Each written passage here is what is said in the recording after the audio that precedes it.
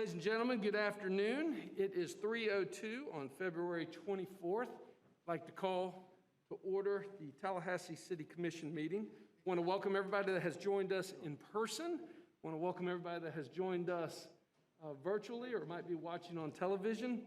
We do have a full agenda this evening with a public hearing, so why don't we go ahead and get started.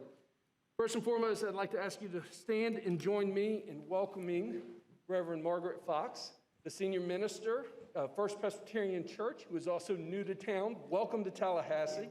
We are thrilled to have you here for the invocation. Will you pray with me?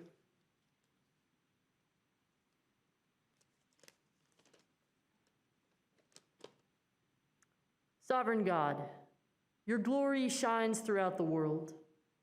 We commend to your merciful care our city of Tallahassee, that we may live securely in peace and may be guided by your providence.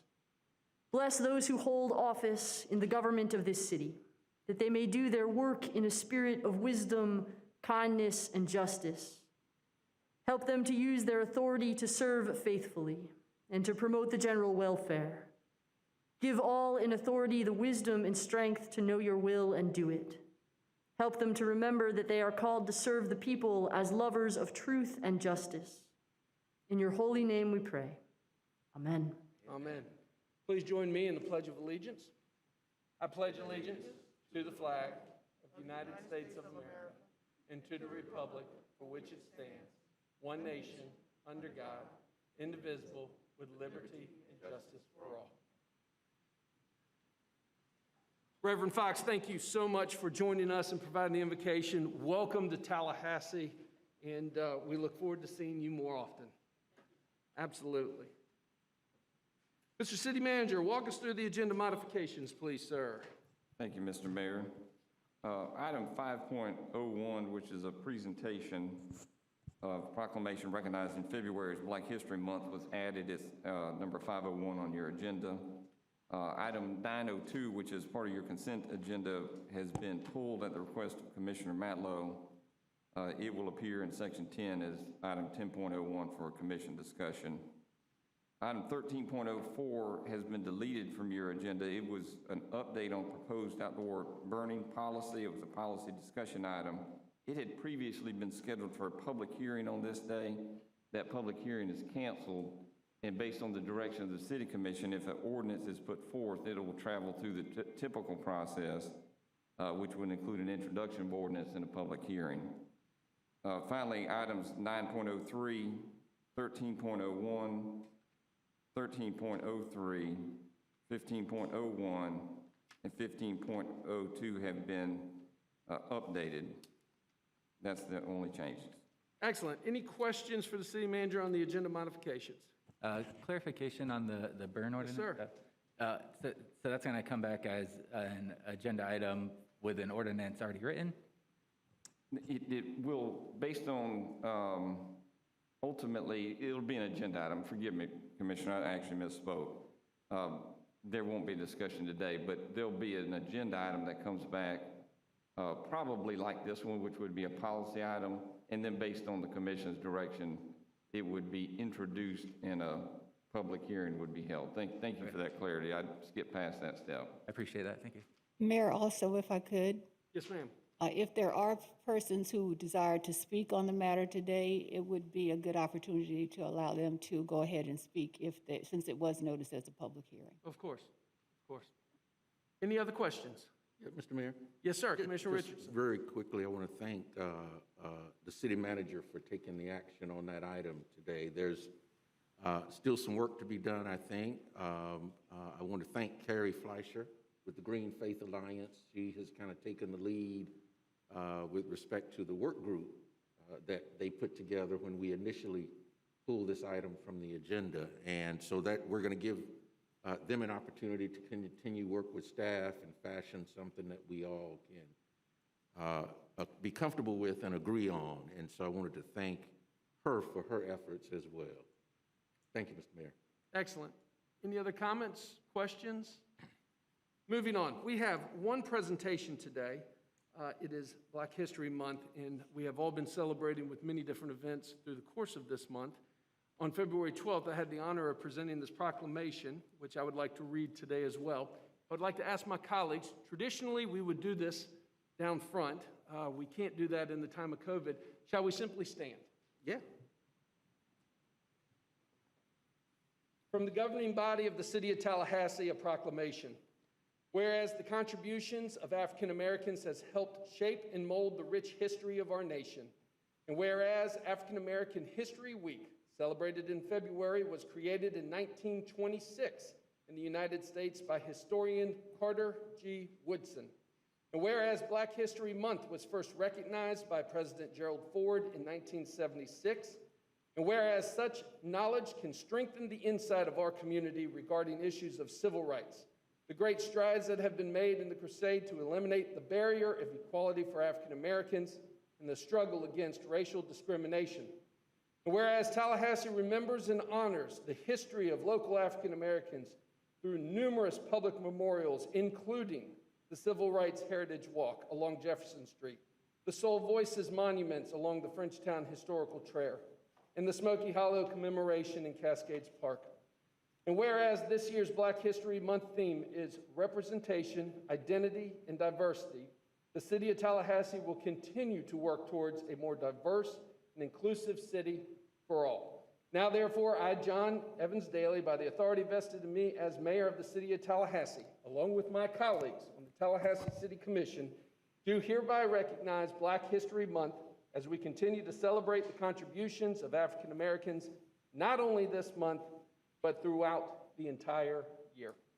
In witness, I signed it on February 12th, 2021.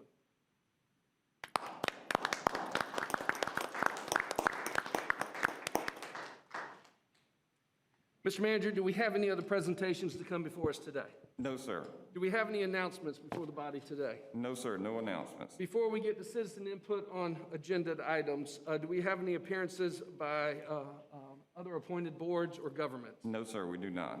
Colleagues, let me just note that we do have a public hearing at 5 o'clock. I feel pretty confident that we will probably be able to get through the general business items beforehand. Obviously, we're going to take as much time as we need on every issue. If we do not finish business before the public hearing, I will gavel us out of the meeting, gavel us into the public hearing, and then afterwards we will go back to the general business. Any questions? Seeing none. Mr. Clerk, let's go into citizen input on agenda items, please. Walk us through. Thank you, Mayor. With the public hearing, we do have several different opportunities for people to speak. First, we will hear from people speaking on items on the agenda that are not part of the public hearing. We'll take those speakers now. We have one individual in person on those agenda items, and then we have a number who have signed up and connected virtually. Those who wish to speak on the public hearings, whether in person or virtually, we will obviously take at the time of those public hearings as you just described. And then finally, we'll have an opportunity for citizens to comment on items not on our agenda. Those unagended comments will come at the very end of our meeting. We do have several speakers, both in person and virtually, for those. So with that, I'll remind speakers, most of the names look familiar, but speakers will have 3 minutes for comments. I'll give you a heads up at about 2.5 minutes. There also is a timer with a light that's immediately in front of Commissioner Richardson and Commissioner Matlow that will turn yellow when you get to that 2.5 minute mark and then turn red at 3 minutes. We'll ask those making comments to comment on all of your items. We'll give you one chance. I'll remind the commission what items you've asked to speak on, but that way we don't have to have you up and down, up and down. We'll let you speak on all of your items at once. With that long introduction, our first speaker tonight is Sierra Bush Rester. She is here in person and speaking on item 902, which is the item that was pulled dealing with acceptance of bulletproof vests, funds, and task force and donated items, as well as item 1302 dealing with utility disconnects and updates on that. Thank you so You may much. begin. Thank you for joining us. Your name and address for the record. My name is Sierra Bush Rester. My address is 13965 Old Oak Trail. And can I ask a question before I start? Yes, ma'am. So for the donations for the item 9.2, do we have to accept all of them? Is it a whole proposal together, or can we only accept certain items and reject other items? Mr. Mayor, may I? There are a number of items, there are 6 action items. Of course, the commission can provide whatever direction it chooses. This is not an item where it has to be in toto. They could be individually accepted if you so chose. Okay, so I can start my comments now then. Yes, ma'am. So on that, I want to specifically ask that you all take the Rook off of the agenda and do not accept that as a gift or a donation to Tallahassee Police Department. It is a militarized tank, essentially. I don't think that there is any reason to further militarize our police force.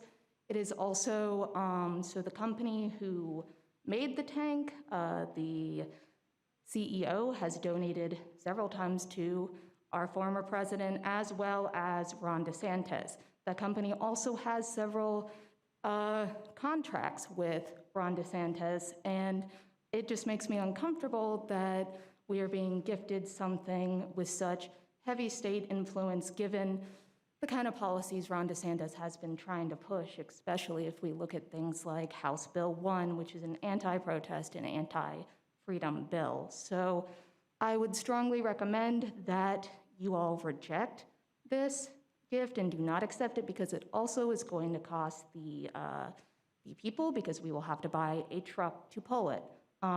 Please do not accept this.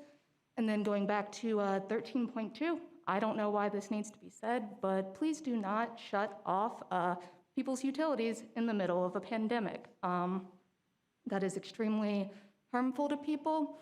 I understand that it has been said that people can get the CARES Act, so it's okay to start shutting off their utilities. Well, if you've received the CARES Act in the past 6 months, you cannot get it again. Also, in order to get the CARES Act, you have to be below the poverty line. And given that we need to do a restructuring of the poverty line, I think, in this country, given that to be below the poverty line, you have to make less than $35,000 a year.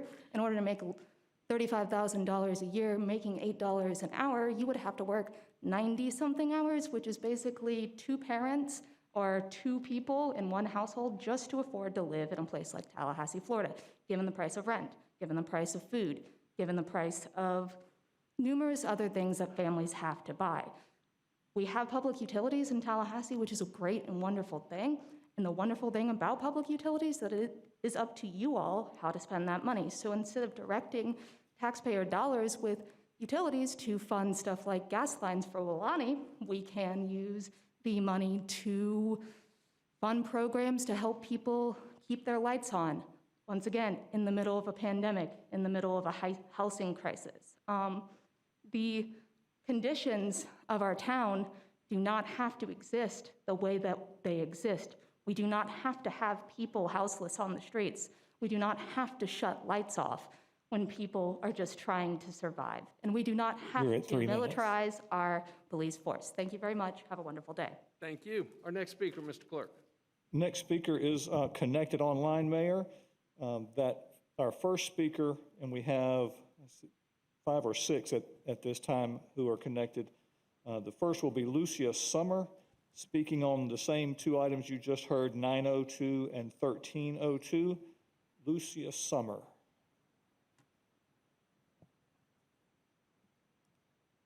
Summer, are you with us?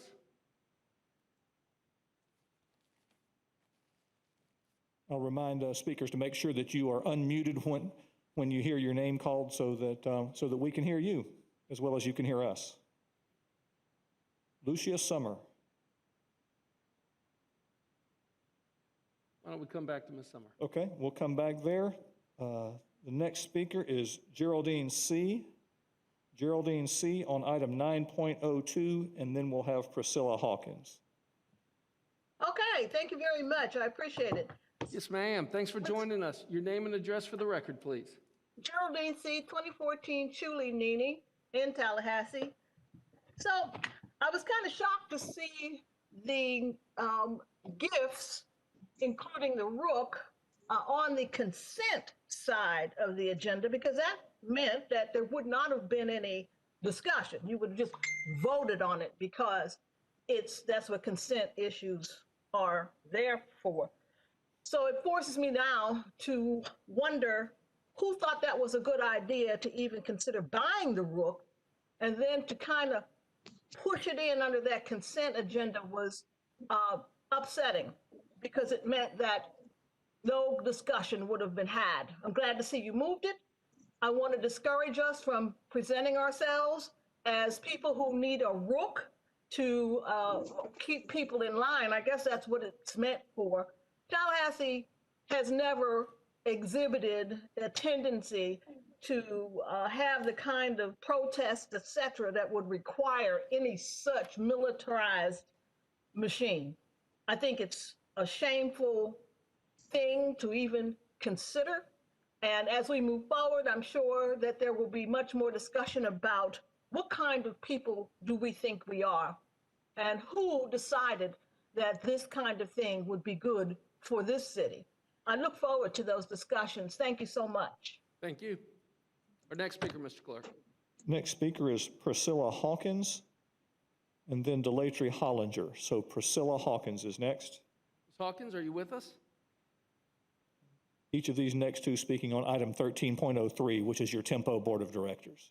Ms. Hawkins?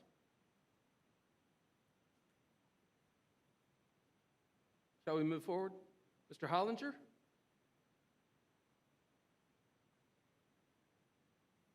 Mr. Hollinger?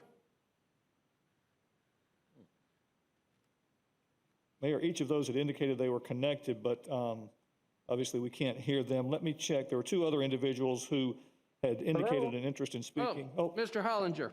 Can you hear me? This is Priscilla, and I thought that you could hear Delatry too. Yes, ma'am. Thank you for joining us. And we'll come to Mr. Hollinger after your comments. Your name and address for the record, please. Priscilla Hawkins. My address is 6033 Button Willow Lane, Tallahassee 32305. You may begin. Feel free to proceed. Well, with the Tempo program, as I was just trying to say, you probably didn't hear me. Delatry is going to speak on this same issue, and we have the same information that we'd like to pass along. And so since he's going to speak, I'd like to pass my time over to him regarding the Tempo program, if that is okay with everyone. Well, Mr. Hollinger will have the time to speak after you, so we've got plenty of time for both of you. Okay. Well, he is more in tune with the Tempo program, but my comments simply are that we are both involved with saving the Robinson's grocery store, those efforts, and we'd like Tempo to be considered as a satellite location at the Robinson grocery store. So that is something that we'd like to discuss further in the unagendaed items. Okay. Thank you, Ms. Hawkins. Thank you. Mr. Hollinger, are you with us, sir? I am, Mr. Mayor. Great to hear from you. Your name and address for the record, please. Yes, sir. Delatry Jordan Hollinger, 501 Alpha Avenue. Just simply echoing what Ms. Hawkins has already stated, we have a perfectly good historic concrete block building that is already standing in one of our communities that we have recently been investing in. It's already owned by the City of Tallahassee, and it would be a perfect location for a satellite office or site for operations of our Tempo program. We are paying rent to a private property owner to currently house Tempo's offices, and I think it would be a wonderful thing if we were to invest in property that we already own, to have that as a satellite location for those youth in the bond community who may not, have the funds or who may not have the resources in order to make it over to the other location. And certainly considering the spike in crime that we've seen recently, I think that it would be a worthy effort a worthy initiative and a great investment for us to consider the historic Robinson's Grocery in historic Bond subdivision as a satellite location for Tempo's operations. Thank you. Thank you. Mr. Clerk, our next speaker. Mayor, let's try Lucia Summer again. Ms. Summer? Ms. Summer? Mr. Clerk? All right, not having luck there. There were two individuals who had indicated interest in speaking. I don't think they had connected when we began the meeting, but let me just check for Nicole Souza. Ms. Souza? Or Kara Fleischer. I don't hear either of those. Kara Fleischer was on the outdoor burning ordinance, so she may have opted not to speak given the change in the agenda. And those are all of the speakers we have for our agenda items. As I said, we do have public hearing speakers as well as unagended, and we'll hear from them later. Okay, Mr. Banger, we are on the consent agenda item. Remind us what item has been pulled. Mr. Mayor, item 9.02 has been removed from your consent agenda. Okay, any comment or direction on the rest of the consent agenda? Move consent. Second. It's been properly moved by the Mayor Pro Tem, seconded by Commissioner Richardson.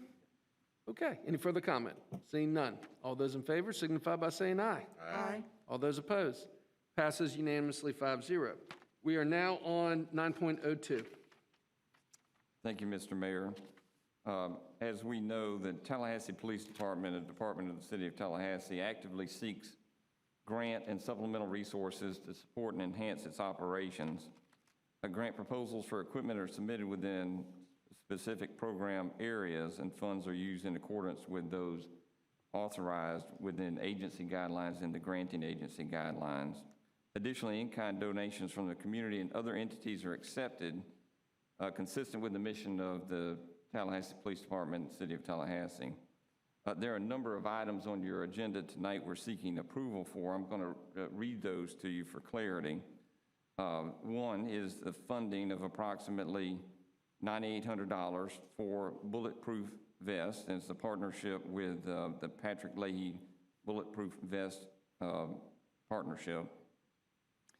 Next item is night vision equipment valued at approximately $52,800, as well as a Rook vehicle, which is a tactical vehicle valued at $331,700. That would be a donation or a gift from the Regional Domestic Homeland Security Task Force with no match. Third, there's a laser speed measuring device equipment valued at approximately $2,300. Fourth is first aid and Narcan kits from the Florida Department of Health, valued at approximately $44,800. Next is scent collection kits, training and consultation from Scent Evidence K9 LLC. That's valued at $26,250. And finally, other miscellaneous personal protective items from the Home Depot, established at estimated value of $800. The Florida Department of Emergency Management with a value of approximately $3,500. And Pernod Richard USA, estimated at approximately $2,100. These items in total represent just shy of $475,000 in donations. This item is seeking your approval to accept these items. Okay, before we get into commissioner comment, do we have the chief on that can also be here to answer any questions? I'm interested. There was questions that was brought up about the Rook, and would like to get his comments on that piece of equipment. Yes, sir, Mr. Mayor and Commissioners. Chief Revel is joining us via WebEx. You can see him there. He's available. Chief, thanks for joining us. Good to be here, Mayor. Good to see you all, Commissioners. Chief, there was questions that were brought up. Walk us through. I am not that familiar with this piece of equipment, the Rook. What do we use it for? What is it? What's the purpose of it? Yes, sir. It is an armored. I'm sorry. It is an armored Bobcat.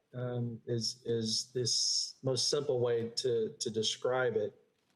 It is used for tactical situations, hostage situations, barricaded suspects, those type of tactical situations.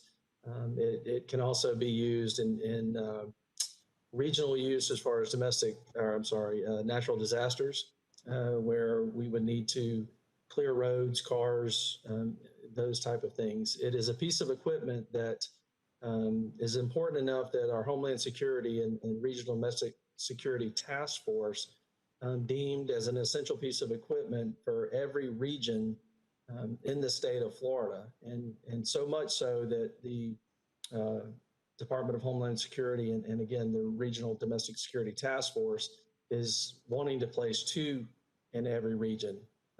Once 1 is in every region, they will then go back and really look at the makeup of each region and does each region need 2 of them. But they have determined that every region for the security of our state should have 1. We are the national leader in the delivery of public service. And since Tallahassee is that leader, we are the agency that will get this grant funded item. And it doesn't cost us anything other than the vehicle which you've already approved. And again, the comments are misunderstanding of this being used in some type of protest situation. That is not the application of this piece of equipment at all. We always prepare our personnel and equipment to be prepared to respond to any situation which might arise, within the city of Tallahassee. And this piece of equipment allows us to do that much more safely, not only for whether that would be a hostage, a barricaded suspect, or our officers. But again, it's deemed an essential piece of equipment and one that I would strongly urge the commission to accept. Thank you. Let's open it up for discussion. But let me go to the Vice Mayor, the Mayor Pro Tem. You're the one that pulled the item. Thank you, Mr. Mayor. First off, I want to thank the various groups that are offering donations to the City of Tallahassee. We do appreciate those. At the end of my comments, I'm going to make a suggestion that we accept option 1 with the exception of item 2, which includes the Rook vehicle, and I'd hope that if it's the desire of the board to move forward on that item, we just take that vote up individually. These are the 2 issues I have. One is just we talk about the Rook, and if you Google videos of it, it very much looks like a tank or something that would be utilized by the military. And I believe that the impact on public perception of TPD, further militarizing the police force, and also the financial cost of maintaining a piece of equipment, storing it, training people to use it, it has a real fiscal impact. And I don't think that's a good direction for our city. And there's been research, according to a study by the Proceedings of National Academies of Science, police militarization may work against law enforcement in the court of public opinion. The study found that militarized units can erode public confidence in law enforcement and give off the impression that a police department is overfunded. And according to that one study, 9,000 law enforcement agencies who militarized their police neither reduced rates of violent crime and nor were there any changes to the numbers of officers assaulted or killed. I think, in conclusion, what they determined is militarized gear doesn't keep our communities or our law enforcement officers safe, but it has a very real impact in how we're perceived. And with the conversations we've been having in our community, I think we need to have a heightened awareness of how we're perceived, and we really need to be working together to improve our perception. And that's not just TPD, that's law enforcement across the board. This is over the course of decades, public perception has been changing, and I think we need to recognize why that perception is changing and how we can start to reverse course, especially right here in Tallahassee. There was another study by the American Economic Association that found when you look at military-grade weapons, the receipt of these weapons had minimal or no deterrent impact on crime. Long story short, they don't reduce crime, and that's what we need to be hyper-focused on in Tallahassee, is reducing crime in our communities. Third concern I have is how we recruit officers. We've seen videos that Other agencies have been criticized that show militarized gear being used to recruit officers, and it calls into question the type of people we want to recruit. We want to recruit the law enforcement professionals like we already have here in Tallahassee, who want to do the right thing, who are not incentivized by being able to use military gear and go crack down on bad guys, but really want to build relationships in our community. And then the second part of that is just the financial impact, is every donation we get does have a cost. And when we think about the cost to TBD, to store, to maintain, to train, that's dollars and dollars that are reduced from the budget, dollars that we can't give to our police officers for raises and recruitment. These financial impacts, I think, are very real, and they need to be considered. And lastly, just on a comment the police chief made about natural disasters and bobcats, I wasn't aware of that, but do we have any contracts with rental companies for those types of equipment for natural disasters? Mr. Manager? Commissioner, normally speaking, we would tap into our pool of equipment as needed. I'm not aware of any standing contracts, but of course we would reach out to others in terms of mutual aid and secure the resources necessary. I don't know that we have standing contracts, though. Okay. Yeah, so I mean, I would recommend if it's a concern to have bobcats to clear streets during natural disasters, let's address that immediately. We've done the outdoor shelters and those sorts of things.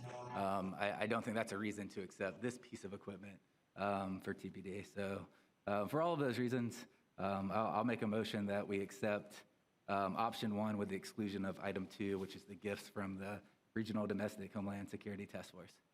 There is a motion on the table for option number 1 with the exclusion of item number 2. Is there a second to the motion? Second. It's been seconded by Commissioner Porter. Commissioner Richardson, you were next in line to speak. First of all, Mr. Chairman, I guess Mr. Mayor, my first question would be, has there been any other jurisdiction where this donation has been refused? Chief? Chief? There has not. Jacksonville has 3, Miami has 3. I'm not aware of any where this piece of equipment has been refused. Mr. Mayor, may I add to that too? And Commissioner Richardson, I think just to underscore what the chief said, this is a regionally placed piece of equipment. I'm not sure that it would go elsewhere. I think it would be entirely possible it could land in another law enforcement agency regionally, if not accepted by the City of Tallahassee. I think they picked the City of Tallahassee because we're the regional leader in law enforcement. Yeah, and that was going to be my next point, Mr. Chairman. This is a regional piece of equipment. Law enforcement professionals have determined that we need this. That's one right there, by the way. Law enforcement professionals have determined that this is a piece of equipment that our law enforcement professionals need. Our chief has indicated that it would be an addition to our department and would be used, and he espoused the purposes for which it would be used. I didn't hear him once say that it would be used in a militaristic fashion. I've lived in Tallahassee for over 40 years, and I've never seen our police department act in a militarized way against our citizens. Hey, ladies and gentlemen, let's have a civil discussion, please. Thank you.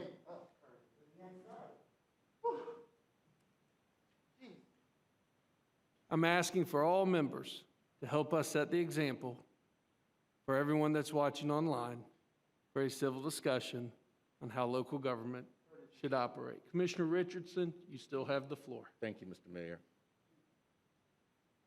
And I didn't hear him say that it would be used for crime reduction.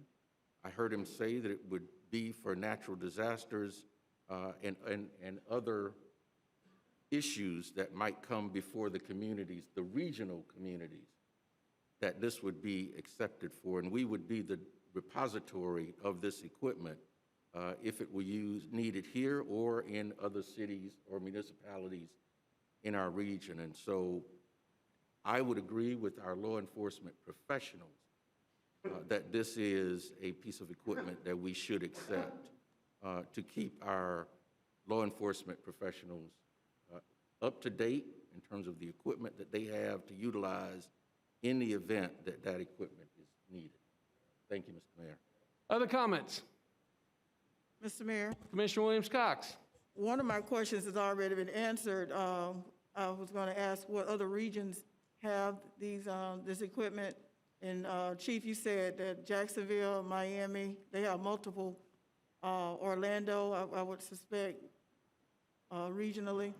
So if we don't do that here. Yes, ma'am. Okay, so if we refuse this gift here in the capital city where the capital is, and in this region, does that leave us exposed in the region in the event that we need something and we have to wait for it to get here from Jacksonville or Miami or Orlando? Yes, ma'am, it would. My other question is there criteria? Might I just add? Go ahead. I'm sorry. I would just add that if you need an example of where equipment does save lives and saves innocent lives and saves police officers' lives, all you have to do is look at the Pulse nightclub incident. That piece of equipment was also another piece of equipment that Homeland Security deemed essential for each region. And this is what Homeland Security recommends? Yes, ma'am. My other question is, what is the criteria for use? Is there a checklist that you go down to determine when it needs to be deployed? Or you don't just randomly pull it out and go hunting people down? You know, what determines No, when ma'am, to use it? Right. This is and also understand, this is a very slow moving piece of equipment. This is, it's a tracked vehicle. So it doesn't move quickly. That's why it's trailered, so you can get it to an incident. But it is specifically designed for hostage situations, barricaded type situations, situations where officers or civilians are under fire and need the protection of that armored type vehicle to be able to rescue someone who might be downed or pinned, an officer that may have been shot and pinned down, a civilian that's pinned down, hostages. It's very specific in its purpose and usage. It has other applications in the sense of natural disasters. And again, we've talked about that, and where you're talking about clearing roads and clearing trees. And the problem in those natural disasters, especially in the immediacy of the incident, we are the only ones out. Everybody else is hunkered down and not out. Utilities is phenomenal, but they're staged also. So law enforcement and fire are really the only two that are out in the midst of this, and the ability to clear roads, move things, rescue people, all of those type things. This is a piece of equipment that could contribute in that. So it is very limited in its scope, but very, very powerful and useful when it is needed. So what would you say to those who have a great distrust for the use as well as the research or the information that Commissioner Matlow has provided? What would be your response to that? Well, I mean, as far as the research goes, this is like I said, a piece of equipment that the citizens of Tallahassee are going to hardly ever see. Unless it's a barricaded situation, unless it's something. So we're not parading this down, the road as a piece of military equipment. It's not a weapon in any way, shape, or form. The cost of operation are almost nil. Fleet has said that they can maintain that within their current budget. The training that would go into it is training that we already do and pay for with our TAC team. So that would just be incorporated as part of that training. So there's really, the fiscal impact is minimal. And then again, just to assure you that it has no purpose for protest and where people have brought up those concerns. This piece of equipment has no purpose in those type of events. Do you have any idea why Tallahassee was selected as opposed to Quincy or Madison? Yes, ma'am, because we are the national leader. We are the leader in this area. And if Tallahassee refuses it, where will it go? I don't want to speak for anyone else, but I know Sheriff McNeil is very much in favor of this piece of equipment. In fact, he sits on the executive board for the Regional Domestic Security Task Force, which is the board that approved this piece of equipment for every region, including ours. I don't want to speak for him to say that if we didn't take it, he would. Again, we are the national leader, and if we're going to be the national leader, then we need to prepare our people and have the equipment in place so that when these situations arise, we can handle those situations, and we can assist others in our region who don't have the capabilities that we have. So it is your belief that if the city of Tallahassee does not take this, then Leon County Sheriff's Office would? So it could still be here? No, ma'am, I'm not saying that at all. It could still be here? I'm just saying that I Okay. know the sheriff voted to approve them for all of the region. Okay. So there's a possibility it could still be here in Leon County should the city of Tallahassee refuse it? Again, it's possible, but it's also possible that it could not be, and we would lose that asset. Thank you. Commissioner Porter. Yes, ma'am. Thank you, Mr. Mayor. I have also the same question as Commissioner Williams-Cox, and I share some of the concerns that Commissioner Matlow raised. So do we or do we not have policies that would regulate the use of the rook? Yes, ma'am. All of our tactical applications, all of our tactical responses are strictly covered in our tactical policy. As far as which piece of equipment, it's not going to specifically say which piece of equipment is pulled out in which incident. That's determined by the individual circumstances that we're dealing with. I'm so sorry, I could not understand you. I'm having trouble hearing. So we do have policies for specific types of equipment that regulate its use? No, ma'am, we have a policy for any tactical situation and how our tactical team is deployed. Which piece of equipment the TAC team chooses to use depends on the circumstances of that case, and you can never write policy to determine which piece of equipment would be needed. The same way we don't have policy on which piece of equipment an officer will or shall use in any given situation. They're just, the possibilities are just too vast. And we can certainly say that it will not be used in a certain situation if that makes, if that's the pleasure of the commission. Again, I said it's got no purpose for a protest type situation. So, if the commission desired for me to go back and look at policy that specifically said that, I mean, we could certainly do that. Thank you. And I understand that sort of by design, its use is limited, and for specific functions. But I would not be comfortable at this time voting to accept without a policy about its use. I think that that's something that, I received some emails. I think that that just makes good sense.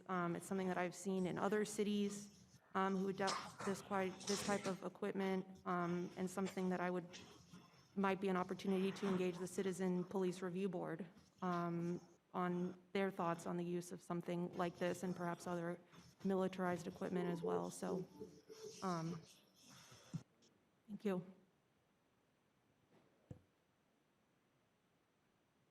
Commissioner Porter, that's all of your comments? Yes, thank you. Excellent. I will weigh in. I support the motion on the table. I also support staff recommendation for all the donations. But the motion on the table, made by Commissioner Matlow, is for all of the donated items but number 2, which would be the rook. That was seconded by Commissioner Porter. Any further comment? Mr. Mayor.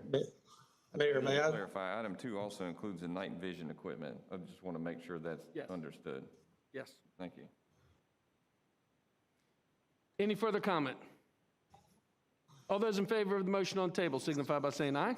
Aye. Aye. All those opposed? Nay, Nay. I would like to make. It fails 3-2. Commissioner Williams-Cox, you are recognized. I would like to make another motion and take Commissioner Porter's suggestion of having a policy developed that would include the information that you shared, that it would not be used in protest situations. If we're able to go ahead and bring, I don't know the timing on this, but if you want to bring it back after that policy is made, then I think that that may help us digest it better. There's a motion on the table for option, for the staff recommendation, option number 1, with the additional suggestion that policy be developed by the, and I'm assuming we get everybody involved, the Police Review Absolutely. Board and the Citizens Advisory Committee, with, working with the Chief of Police and the Police Department on specific usage. Is there a second to the motion? Second. Seconded by Commissioner Richardson. Any further discussion? Vice Mayor. Thank you, Mr. Mayor Pro Tem, excuse me. Thank you, Mr. Mayor. I was inclined to support it the way I thought it was proposed without accepting it and having it come back with the policy before acceptance. I'm happy to support that, but I can't accept it now with an unknown policy to come back later. And Chief, I raised this concern because, one of the first thing I did was just Google the Rook and, see different uses, what communities are using it. And the first article that pops up is a Business Insider article that says, take a look inside the Rook. An armored vehicle SWAT teams used to tear through vehicles, block an active shooter, or bust through a riot. And that is a tremendous cause for concern because of the conversations we're having in Florida currently based on what is a protest and what is a riot. And that's not clearly defined. And I think that's an ongoing conversation we're going to have at the state level, is a conversation we need to have. So I know that there are instances where SWAT teams or tackle tool teams need to be sent in, so how do we really define that line of where it's going to be used? Because it seems currently if a protest gets out of hand and it comes into a riot, this would be acceptable. And I think what people are saying is there any guarantee that you're not going to see this drive through a crowd of protesters or riots? I think we have the means and the equipment already to disperse riots. We've seen that across the country. When things get out of hand, the equipment we have in place is adequate to address the needs. I wonder if you could just speak to that as we're talking about fleshing out a policy, what that looks like, and if it's, are we looking for a policy to just cleared roadways or just hostage scenarios? Could you speak to that at all? Sure. I mean, we could amend our tactical policy very quickly. That this again is something we can easily do. And again, putting in there that it will not be used in protest situations, only for rescue type thing. But again, it's such a slow moving piece of equipment that if we need to do a quick rescue, this would not be the type of equipment that you would use for that. So we can clearly delineate that in policy, that it shall not be used for those type of incidents, and make sure that the wording is something that the commission is comfortable with. And like I say, we can do that very quickly, get that to you all and let you look at it. But we certainly can do that with no issue. Thank you. I think if the will of the body is to accept it, I think that absolutely needs to happen regardless. I can't support accepting it just based on my earlier comments. I think the appearance of militarization does such a disservice to our law enforcement that any small gains that we get from the piece of equipment is wholly outweighed by the public perception issue. And I think we need to be fully engaged in trying to dispel the rumors about what law enforcement's here, restore it to a position of honor that the whole community can get behind and fill that away. Not that officers aren't behaving honorably, just public perception. And I think that's the key takeaway I've been seeing, and I don't think this piece of equipment gets us where we need to go. Thank you, Mr. Mayor. Thank you. Any, Commissioner Porter? I thank Commissioner Williams-Cox for making her motion to include, that we establish some policies, and I'm thankful for that. I agree that I'm not comfortable moving forward without knowing what those policies are. I know that I am outnumbered, but I will vote my conscience, and for that reason, I will vote no, but I do look forward to seeing what that policy will look like and seeing that come back to us and for the public comment on that policy. Excellent. Any other comment? Seeing none. All those in favor of the motion on the table made by Commissioner Williams-Cox, seconded by Commissioner Richardson, for staff recommendation with additional language directing a policy to be made, to be brought back for formal approval. All those in favor signify by saying aye. Aye. All those opposed? Aye. Passes 3-2 with Commissioner Porter and Commissioner Matlow in dissent. Moving on, we are on, that was great discussion, by the way, and appreciate everybody's input. We are on item number 11.01. Mr. Cook. Thank you, Mayor. Item 11.01 is Municipal Code Enforcement Board appointment. Recommendation is for Sabrina Thurman Newby to fill a vacancy with a term that would expire May of '23 and then be eligible to serve a second term. Move acceptance. Second. It's been properly moved by Commissioner Williams-Cox, seconded by Commissioner Richardson. Any further discussion? Yes, ma'am, Commissioner Porter. I would just like to say that I know Sabrina, and I think she's going to make a great addition to the Code Enforcement Board. I agree. Seeing no further comment, all those in favor of the motion on the table made by Commissioner Williams-Cox, seconded by Commissioner Richardson, signify by saying aye. Aye. All those opposed? Passes unanimously, 5-0. Mr. Cook, item 11.02.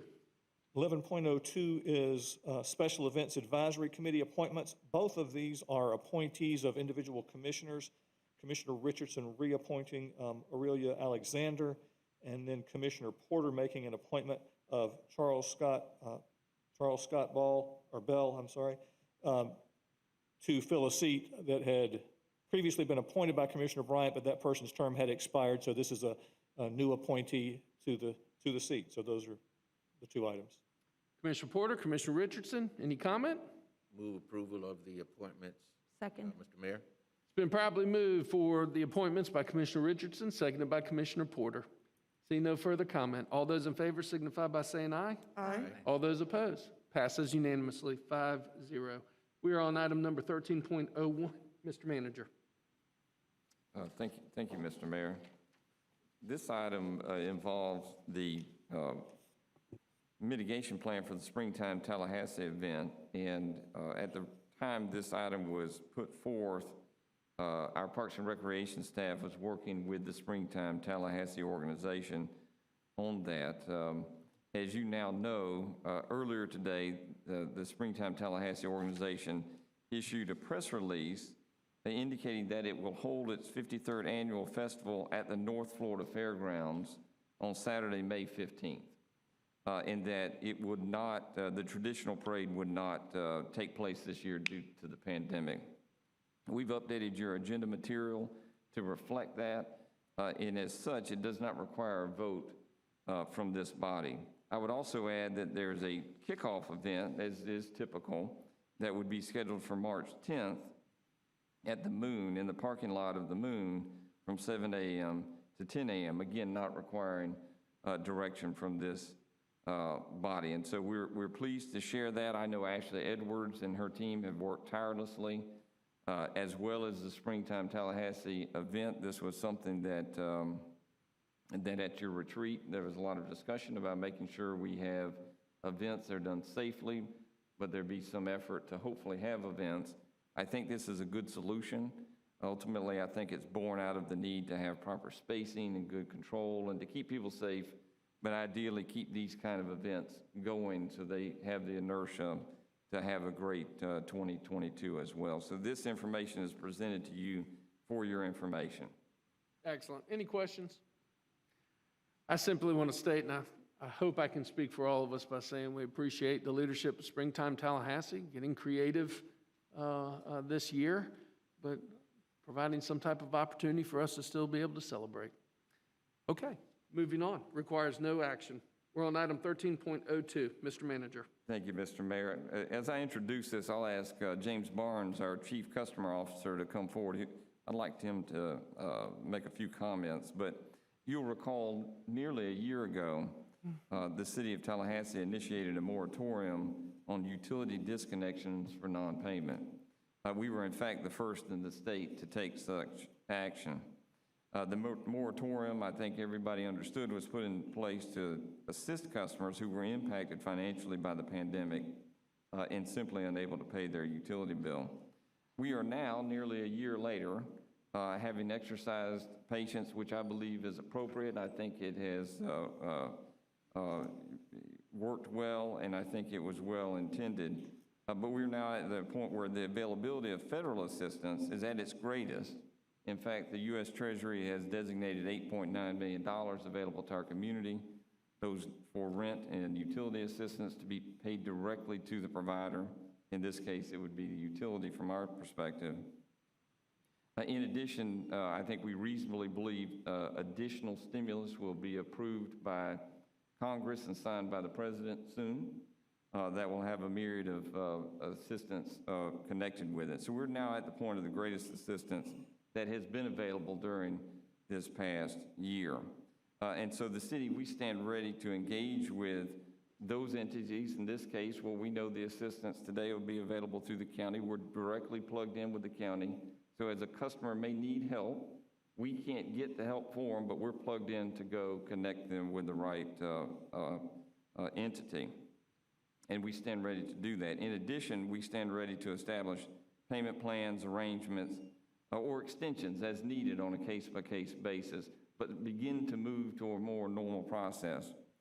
Now, forgive me, James, I probably just gave your whole presentation, but I think it's probably good to reinforce some of what I said. This is an important step. I think the timing is right, and I think the patience and the direction that the City Commission has given us has been appropriate, as we will be one of the last utility systems to begin to move to more normal operations. James, please add anything I've missed or underscore those items of importance. Mr. Barnes, we don't get to see you on a day-to-day basis, but I want to tell you thank you for what you and your team do. You work really hard for the City of Tallahassee, and we certainly appreciate it. Welcome back to City Chambers. Thank you, Mayor. Good to be seen again and good to be here in front of the commission. Mayor, commissioners, good afternoon. Thank you, City Manager. You covered a lot of it, City Manager, but I just want to go back and look at some of the support, assistance, and communication that's been happening over the past year. We're approaching a year anniversary since the moratorium was given to suspend disconnection of utility customers. That was actually on March 12th, almost a year ago. Since then, we followed that up with having some operational savings from fuel reductions, if you recall. And in April, we gave $6.2 million in a one-time rate reduction for customers billed in May. That was about $30 per bill to a residential utility customer. On an average business customer, it's about $1,800. We followed that up by going ahead in April, and the City Commissioner, following your leadership, we delayed the scheduled implementation of increasing our fire service fee, and there was no rate charge for fiscal year 2021. Continuing with that, in April, we implemented the city's COVID-19 utility relief program. Excuse me. With that program, it allowed customers to defer their payments up until September. Over 1,300 customers took advantage of that, over $700,000. We continued providing support by granting over 13,000 residential customers with extensions or pay plans, continuing that with assisting over 12,000 commercial customers with assistance. We followed that up with over 131,000 emails, 11,000 letters to delinquent customers requesting that they just call us, reach out to us so that we can work with them on an individual basis. And then we really work with our communication department to increase the promotion of our Project Share. What is Project Share? It is where customers can go to talgov.com, digitally, or call 891 for you and give one-time contribution on the utility bill or a reoccurring contribution to help customers with their deficiencies if they can't make their utility bill. This chart just shows you where we are year over year, and it's really important, if I could say, with Project Share, because right now a lot of the federal and state assistance, when they're helping through Capital Regional Area Foundation, will only pay for the electric portion. They will use this portion to offset those other charges on the bill. So this is of great value to citizens. What else have we done? Well, we started working with every customer on a case-by-case basis. As the manager alluded to, we offered them pay plans. We continued where that wasn't appropriate, offered them pay arrangements, and then even extension. But we tried to customize it to those that came in contact with us. Now let's look at what the financial impact of it is. Again, we have not done any suspension since March of 2020. Approximately 770 accounts have not made a payment since March 1st, almost $945,000. The other portion, the orange portion, represents about 2,700 customers who haven't paid since August, representing $3.4 million. I will caution you that these numbers are movable. We bill every day of the month, and then we get payments every day of the month. So it's very hard to pin down an exact dollar amount, but this is approximate so that you can have an idea. And then here we show what that delinquency is based on the month. Commercial delinquency, 330 customers roughly impacted, and where we are over the last 3 years, year over year with delinquencies. Continuing, looking at the residential delinquency year over year. As the manager alluded to, we were one of the very first in the state, one of the very first in the country, based on your leadership, to issue a moratorium in stopping the suspension of utility services. And with that being said, we're one of the very last major utilities in the country that will be resuming it if you approve our recommendation. We're asking option 1 for you to authorize staff to resume utility disconnects for non-payment, work with the utility customers to apply for the U.S. Treasury Utility and Rent Assistance Fund, and to establish a payment arrangement with utility customers on a case-by-case basis. If this was authorized, we most certainly will give 30 days notices prior to doing any suspensions to ensure that we could communicate with the customers and connect them where the resources are to get assistance. Or option 2, provide alternative direction. I'm here to answer any questions that you may have. Loving your slide transitions there, Mr. Barnes. That's good stuff, sir. Thank you, Mr. Manager. James has style. We know that. Mr. Mayor, and I should have added this in my comments. We discussed this at the last 2 Citizen Advisory Committee meetings, our Utility Citizen Advisory Committee meetings. Very, very, very good conversation, I think, led us to this recommendation with the notice period, understanding where we were relative to where others are. And so this is supported by our Citizen Advisory Group as well. Excellent. Thank you. Let's open it up for discussion. Excuse me, Mayor. I'm sorry. I failed to mention to the Mayor and City Commission, we also have the Executive Director of the Florida Municipal Electric Association with us virtually. She's here if you'd like to have any comments from her on what's happened around the other state with the other utilities that have gone down with this path. Okay. Commissioner Porter? Thank you, Mr. Barnes. It's good to see you. Thank you for your presentation. I want to say first and foremost that I am really grateful and grateful for our public utilities and proud of this body for making that decision to implement a moratorium during the pandemic. It's an incredible gift and power that we have because we own our public utilities and have democratic control over them. I know that we need to resume disconnections eventually. I'm a little bit worried about the 30-day notice and wondering too what capacity do you have to really be connecting with residents and customers to help them apply for that? Because in my mind, I'm thinking, well, if the aid's available, should we not just give it a little bit more time so that people can receive that assistance? Do you feel equipped to engage to the extent that we'd need to with our residents to get the word out about this and help them apply for those resources? Yes, Commissioner, we will work with our communication department, as we already have been, to ensure that every customer has full access and knowledge of all of the various support areas that they can get assistance with. It looks like that the county is going to have the lead in administering the $8.9 million from the U.S. Treasury. So we can't directly go and apply for a citizen, but we sure can facilitate, assist, and be there to help. We have a full staff 7 days a week. We have our support at the Renaissance Center, and we're working hand in hand with the county to let them know that we will be there to support customers getting assistance so that they don't have to worry about being in that gap period that you may be concerned with. And for the numbers that you presented, do any of those numbers include people who have already begun some kind of payment plan or entered into some kind of agreement with the utilities, or not? Yes, it does. It does. Okay. Okay, thank you. Any other comment? Mr. Mayor Pro Tem. Thank you. First of all, thank you to customer service at our utility.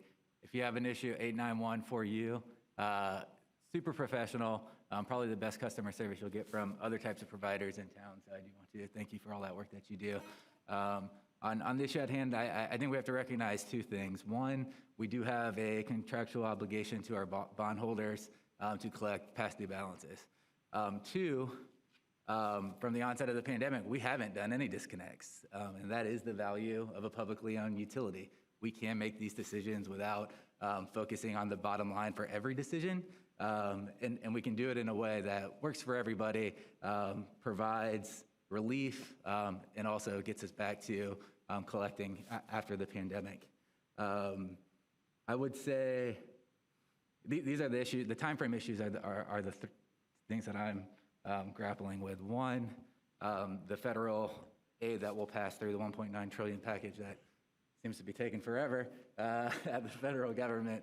What that's going to look like and how long it's going to take from the president signing it to the county getting these dollars into people's hands. I don't know if that's 30 days. That might be 60 days. That might be 90 days. So that's my major concern is help is on the way, and we're disconnecting in the meantime. So there are several things that I would like to recommend. One, we continue a 90-day moratorium on disconnects and revisit it at that time. I think we need to send out 30-day notices to people, letting them know if they're overdue. I know we're constantly sending out notices, but more of a demand letter, letting them know in time this will come due. And I think we need to do that with phone calls as well. You know, people ignore emails, they ignore letters, but we need to connect with people on a human level and tell them what's happening in the community, what funds are available, and really bring them in. And I think that's going to require extra resources, extra staff to really look into it. I think I'm not sure the longest repayment plans we offer right now. Can you speak to that? Commissioner, it's actually done on a case-by-case basis. So we have commercial representatives that reach out to all of our commercial customers if they're having issues, and we tailor that assistance based on the type of business and their ability to pay. On the residential side, we afford all the leniencies that's possible because you're giving us direction to stay within the moratorium. And so we've done pay plan and extension on top of a pay plan, regardless if there have been broken promises. But when we move forward in a normal business climate, we continue to show compassion and empathy in any way possible if the person would just stay engaged with us. Okay, and I strongly feel that disconnections need to be the last resort. So I mean, if it takes looking at 18-month repayment plans for past due balances, we need to do that or provide relief because people are struggling and we can get through it. I think we can get these balances paid off, but I want to do it in a way where we're not disconnecting en masse in 30 days.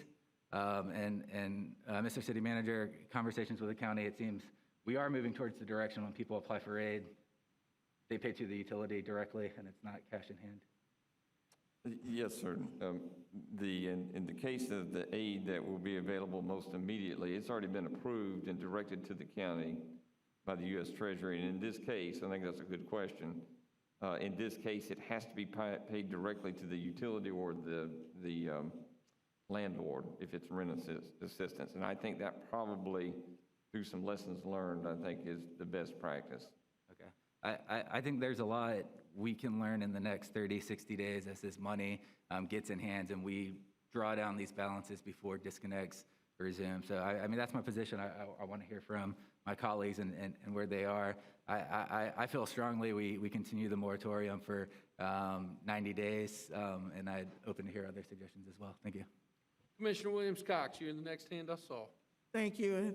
Thank you, Mr. Barnes, for all that you and your team do to help our customers feel like human beings, because I would venture to say that no one wants to not pay their utility bill. We saw what happened in Texas. No one wants to be, we know we won't have snow like that, but we've had storms and we've had some interruption of services. No one wants to feel as though they are being negligent in paying their utilities. So I am sure that everyone will contact you and you all will work with them. One of the things that in my briefing, I said to the city manager is, how can we help them get to the help? And how can we help them know about the help? We know that emails are being ignored. We know that paper in the mail, snail mail is being ignored. But one of the things that I found great comfort in knowing that you all will get it done is that when this thing first started, the city of Tallahassee was the first government to start passing out masks. And when those masks were passed out, we didn't say that we, meet here to get your mask. The city manager had your team go out to individual homes to deliver those masks. So I know that you all will use that kind of force to go out and knock on doors and make sure that citizens who need the help that you have not heard from, that you will do everything, even along those lines, to make sure that they are aware that there is help that they can receive and provide them with that information of how to get to the help. So I am comfortable with knowing that that's going to occur. And as I understand that the $8.9 million is already at the county, or? It has been authorized, and the county is standing up his program, and Commissioner and James and his team are directly plugged into that process. They've inserted themselves there so we can create a pipeline to that. So with that in mind, since the money is already here, we don't have to wait for it to come. It's already here. They're already standing things up. I like the 30-day because if it was me, I want to go ahead and get that behind me because I got other stuff that I need to be working on. So I would think that 30 days should be sufficient if we're making the right contacts to the people we have not heard from, and the people that we have heard from, make sure that they are aware that this money is in our community. It is their taxpaying dollars that have come down from DC. Get out there and get it before it's all gone, and get this taken care of. And I think this will be a great step in helping us to get back to where we need to. And especially those families that have children in school who need their utilities to remain on. So all of that to say, can we get this done in 30 days? I am very confident that we can be reaching out to those customers that are delinquent and ensure that they are notified and assist and put our hands in the hands with the county and help in any way possible to get folks to go and apply for assistance. To the point the manager alluded to, the $8.9 million has approved in our engagement with the county. It is an understanding that that will be used to pay up to 12 months of past utility bills and up to 3 months moving forward. They are still working on a lot of the particulars, so they're not finalized it yet, but I'm absolutely comfortable that we'll be able to stand in that gap with that communication. And if by chance someone is not able to get it done, you all will work with them. Absolutely. Thank you. Commissioner Richardson. Thank you, Mr. Mayor. I am in support of the plan that Mr. Barnes and his staff have proposed here today. I'm certainly proud of the fact, as a city, that we were the first to implement the no utility shut-off policy. And we're among two now in the entire state of Florida that have not re-implemented that shut-off policy. I'm very proud of that. As a city, we need to be tooting our horn about that because we've taken the lead in looking out for our neighbors, our family, our friends throughout the city who are utility customers. And so I just have a couple of questions, 2 or 3 questions, and then another comment. But Mr. Barnes, did you say that there have already been notices gone out to the individuals and businesses that are delinquent, that delinquent notices have already gone out or have been going out as this, or did we just stop sending notices altogether? That is correct, Commissioner. There's a statement on every delinquent customer's bill. Okay. They'll give us a call, reach out to us, let us work through the situation with you. In addition, there's over 130,000 emails, letters, and texts, and then also the personal phone contact with every commercial business that gets delinquent or behind. Yeah. So that they have a one-on-one concierge kind of service. So yes, there isn't anyone Right. that is going absent without not knowing. And what has been the response rate to all of that outreach? What has been the response rate? People actually calling and indicating that they need help? It is varied. As one of the slides indicated, we have over 770 that have been since March, have not made a payment, and most of that group have not reached out to us at all. And so it's a mixed portion. Some have reached back out to us and some haven't. Okay. And if I understood correctly too, you said that the dollars that are available from the federal government are only for the electric portion. I'm sorry. Unless I misunderstood that. That is not true. Okay. What I was referring to is the assistance that the Capital Area Foundation uses in some of their funds on a reoccurring basis. That has been targeted in the last 2 years for only the electric portion. And the money's the 8.9 million, that is for the entire utility bill. Right. On point, can I ask a follow-up on just that topic? On point, Tim? The 8.9 million that's coming available now, that's for rent and utilities. There's not a dedicated portion of that set aside just for utilities, so the rent, they'd be in competition with people getting rent relief? It is my understanding that it isn't dedicated, but we're working with the county with those particulars now. But at this point, as I understand it, it's not allocated out a portion for utilities or a portion for rent. Okay. Commissioner Richardson. Yeah, and just one last, 2 last points. I would remind the mayor and my colleagues on the commission that our utility is a business, and it has to be run as a business. It has to be fiduciarily sound, and we have that responsibility, just like we have the responsibility for the fiscal health of our total community. Now, my understanding, Mr. Barnes, and again, correct me if I'm wrong, we've already used, what, almost $1 billion in reserves, or a million? I can't speak, I will defer to the city manager, but our indebtedness with the delinquency is approximately 10 million. 10 million?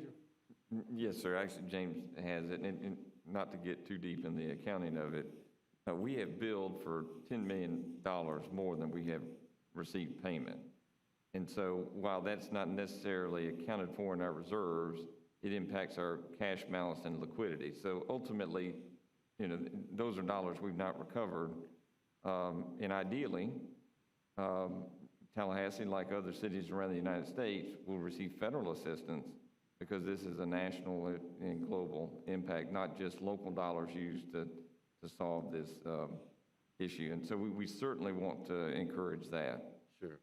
Thank you. So $10 million, that's millions with an M, and that continues to increase the longer we put this off. So we want to think about that as well. And then the last issue that I want to bring to everybody's attention again, Mr. Barnes talked about it, is our project share.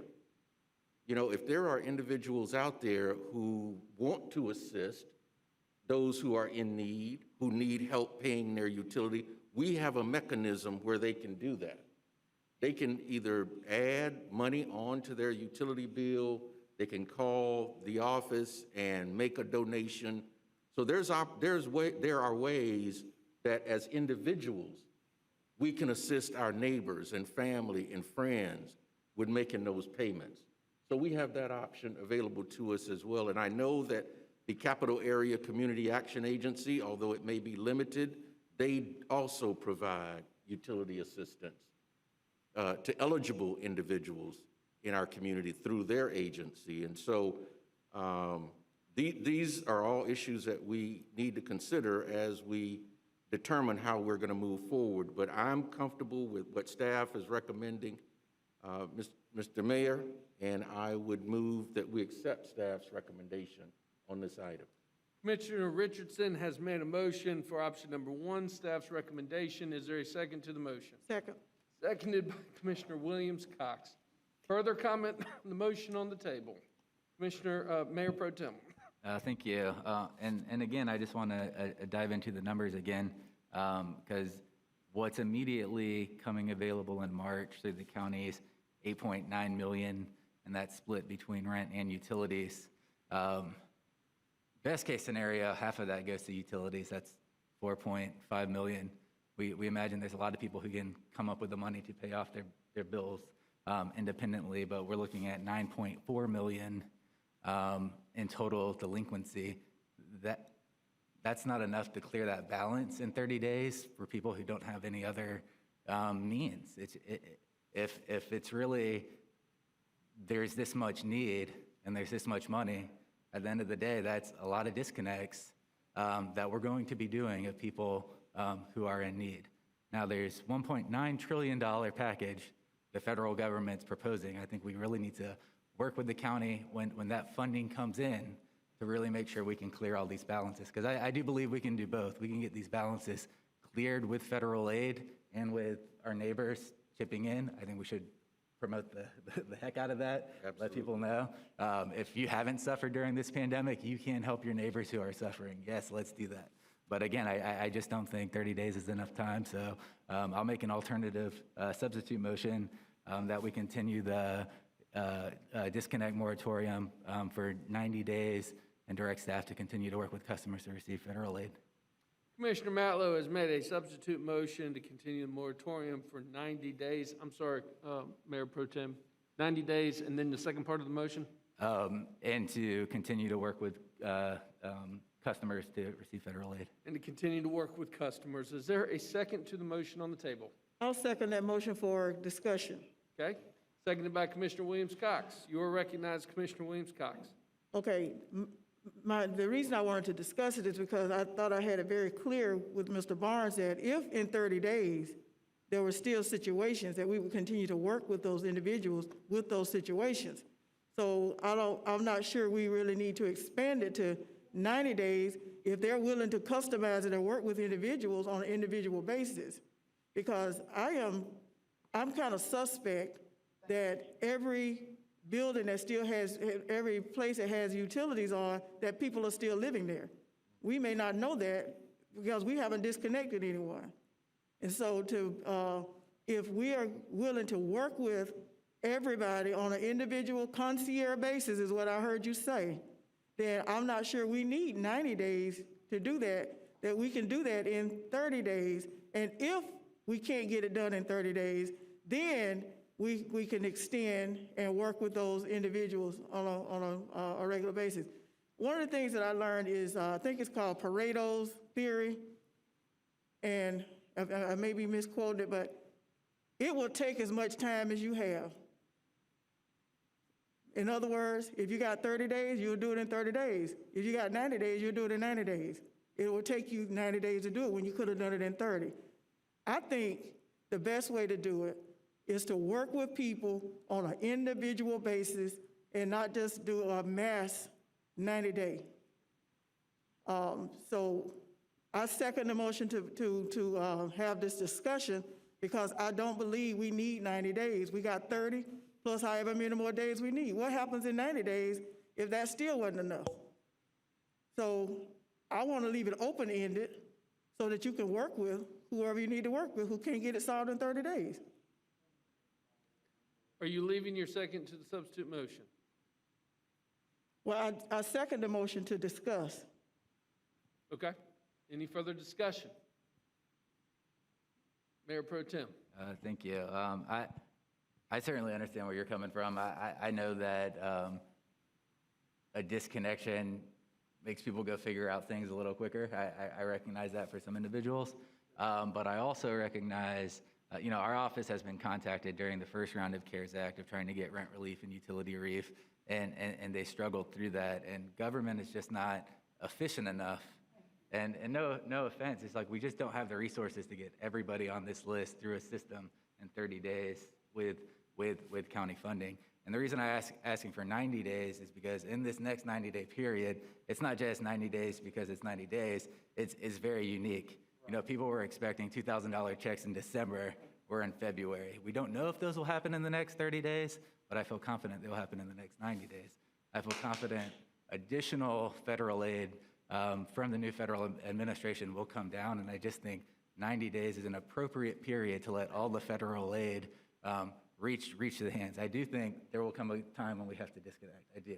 I think that's part of the business. I think when we get to that conversation, we should have a separate conversation about disconnect and reconnect fees in our business. But I do think 90 days isn't arbitrary. It just gives us an opportunity to receive aid that hasn't been available in our community the past 12 months. Commissioner Matlow, let's meet in the middle. Commissioner Williams-Cox. Let's meet in the middle. 60 days. I'll accept that. Okay. 60 days. You accepted that? Yeah, Okay. I'll retract my motion and move that we do a 60-day moratorium. We're good. 60 days. Any other comment?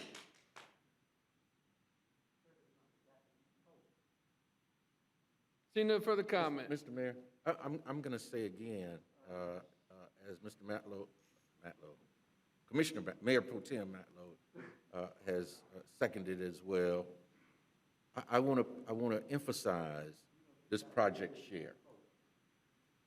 Because if there are and maybe we need to lead by example, Mr. Mayor. We did. Remember, we gave already. Yeah. We need to lead by example if we're going to ask others to do it. I'm willing to step up and do it myself, even though we've already done it. Because we need to get the community involved in this as well, helping our neighbors, our small businesses on an individual basis.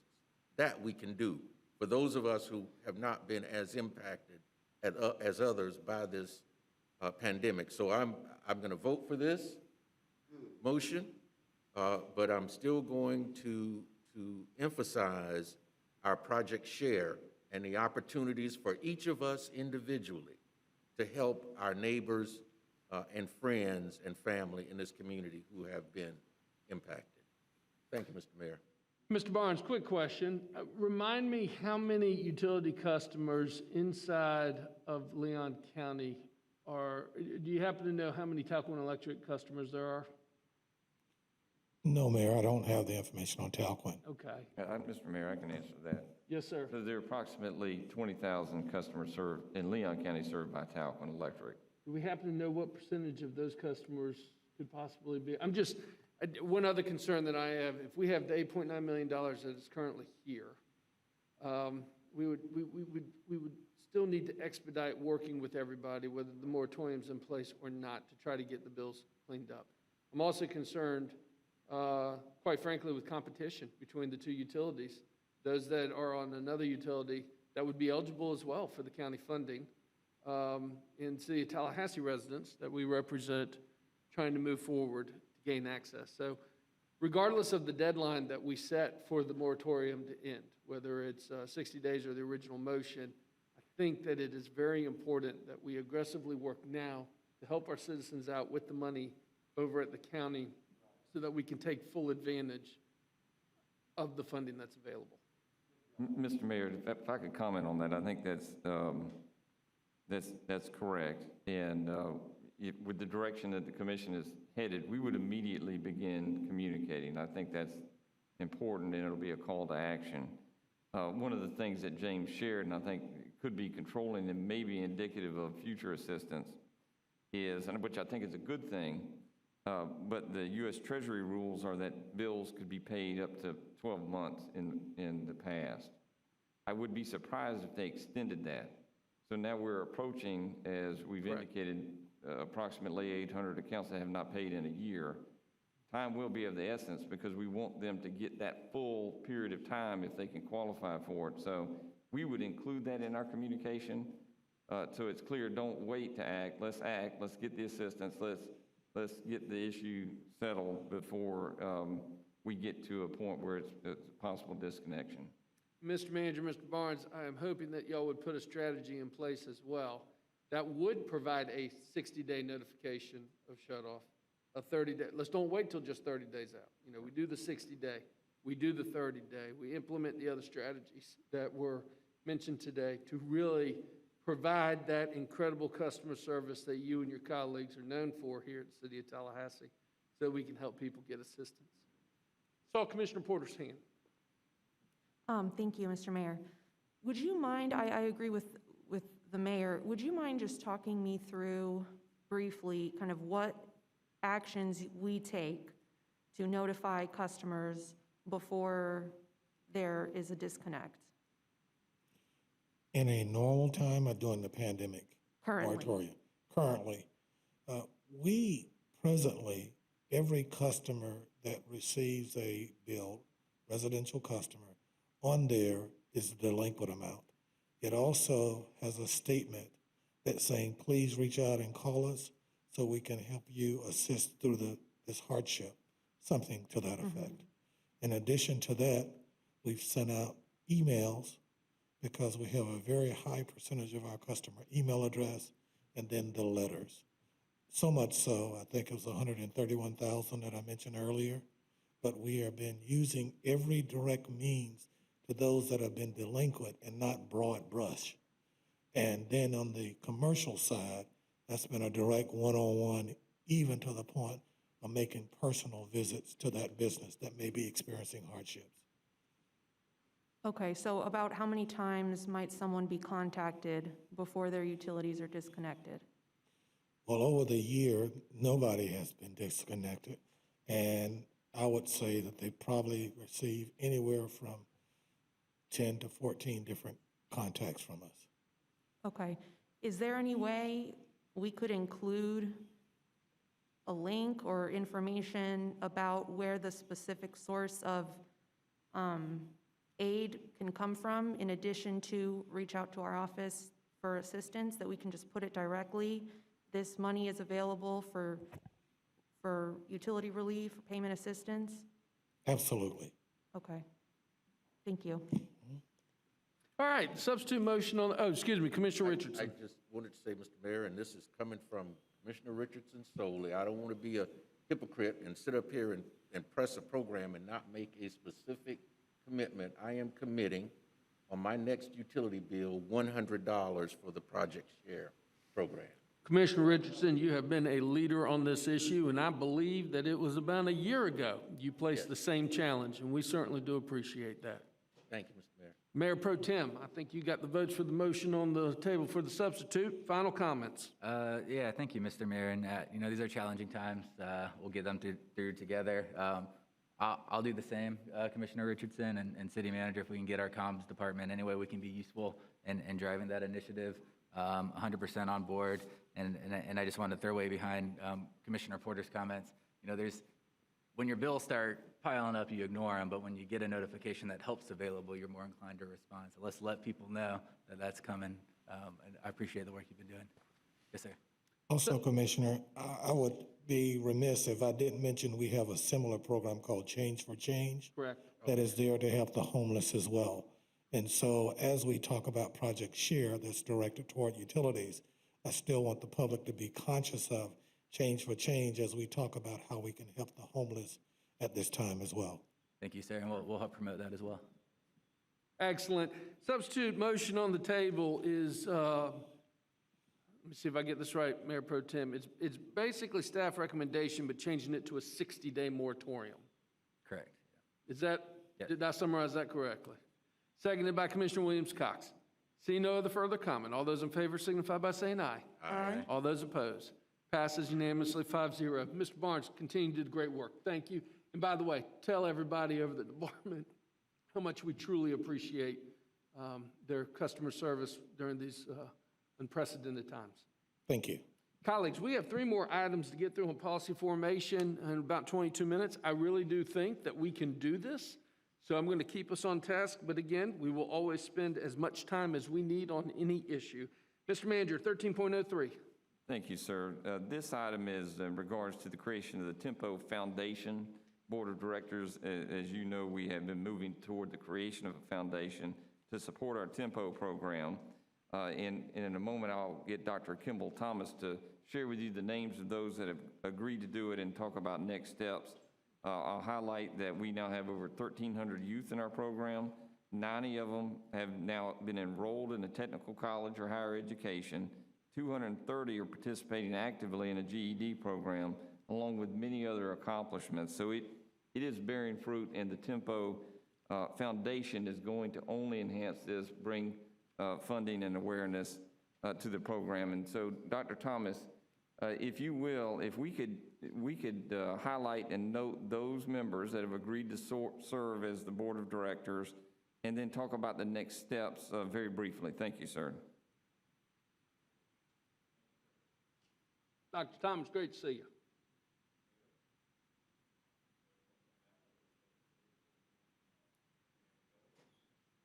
We can't hear you. Okay, again, good afternoon to everyone. Mayor Daley, Mayor Pro Tem Matla, respective commissioners, City Manager Gold, thank you so much.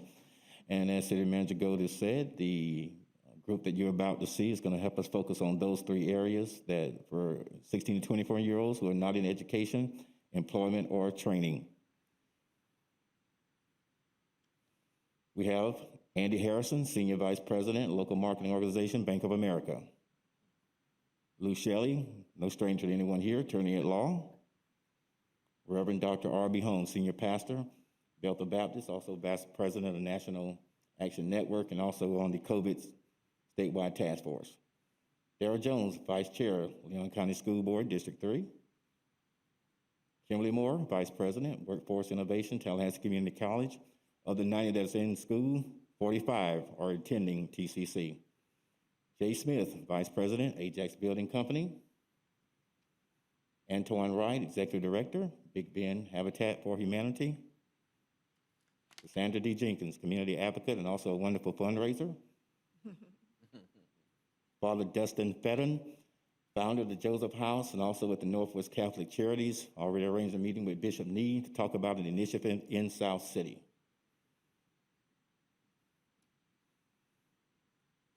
Emily Ely, Senior Interior Designer, Architects Lewis and Whitlock. Cassandra Hayes, threw away that first application, you know her story, Tempo Cohort 1. Spencer Ingram, CPA, Managing Member, Ingram Accounting and Consulting, LLC. And again, I would like to introduce, those are our Tempo Foundation Board members. Dr. Thomas, you got a rock star group. Congratulations on recruiting that board, and I know that y'all are going to do some amazing things. Let's open it up for discussion and motions. Move acceptance of our staff recommendation. It's been properly moved by Commissioner Williams-Cox, seconded by Commissioner Richardson. For comment, Commissioner Porter. Dr. Thomas, I just have a few questions. How exactly was the board assembled? Was there kind of a call for applicants, or could you just tell me a little bit about that? Many of them have worked with our program in the past. At the exception, they volunteered when they heard about the foundation being formed, and many I reached out to from those past relationships. Thank you. You're And welcome. I'll accept the motion. I do just want to make a comment. I mean, I would, sometimes, and I'm grateful for the service of everyone who serves. Sometimes, though, I feel like I see the same names over and over. And I trust that they will continue to serve as they have served in our community. That's just something that I wanted to say that's been on my heart, that we give other people the opportunity to serve and not overburden those who are, you know, who might be at capacity. It's hard for me to believe that some people can, you know, serve to their full potential when they're on 7 boards or 7 groups. But I will support the motion. I thank you for your work, and I'm looking forward to the success of the foundation. Thank you. Excellent. Seeing no further comment, all those in favor of the motion on the table signify by saying aye. Aye. All those opposed? Passes unanimously 5-0. Mr. Manager, 13.05, please. Now, don't confuse me for Mr. Long across the Yeah, street, sorry sir. about that. Sorry about that. My hair is longer and not quite so gel. Mr. Mayor, this item 1305 involves sidewalks and funding from the state. Really, I wanted to put this on the policy section because it is a priority of the City Commission, and we do look for funding where we can find it. In 2019, the Florida Department of Transportation approved $1.25 million to the city for the construction of 4 sidewalks. They were on Ammonia Street, Rankin Avenue, Branch Street, and Alachua Avenue. And these projects now are substantially complete, and the Department of Transportation notified us that additional grant funds toward these efforts in the amount of $50,949 are available. So we're seeking your approval to accept those funds. If approved, it will result in the reimbursement to the city of approximately 70% of the cost of these projects, and so it certainly goes a long way. So we're seeking your approval of Resolution 21-R-13. Excellent.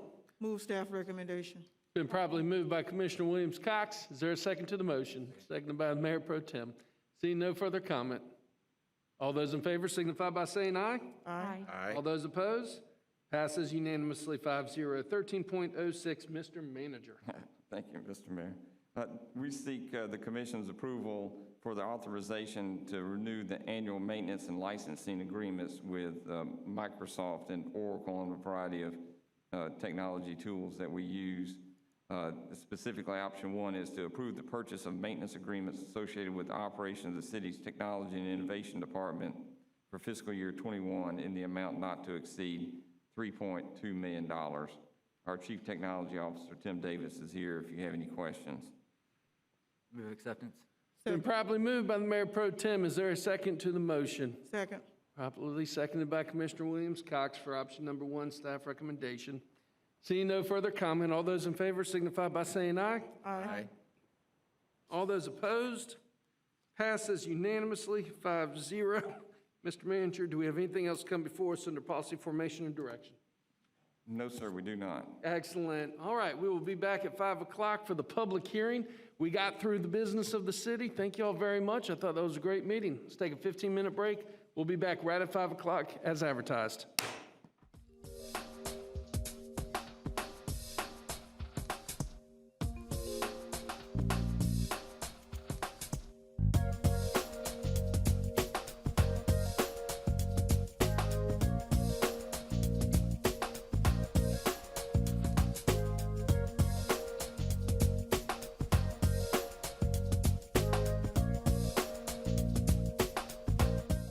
Ladies and gentlemen, it is 5 o'clock. Time for the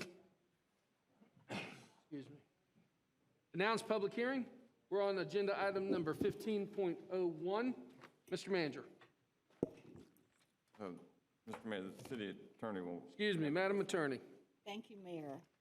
Item number 15.01 is the second and final public hearing on ordinance number 20-0-28, an ordinance of the City of Tallahassee, Florida, amending Chapter 10 zoning of the Tallahassee Land Development Code to add Section 10-181, Neighborhood Boundary 1 Zoning District to Division 1, amending permitted uses, maximum gross square footage, and minimum development standards to add section 10-272 NB-1 Neighborhood Boundary District to Division 3, amending Division 4 Downtown Overlay Regulating Plan and Multimodal Transportation District standards of the Tallahassee Land Development Code to add NB-1 to Transect 3, providing for conflict, severability, and an effective date.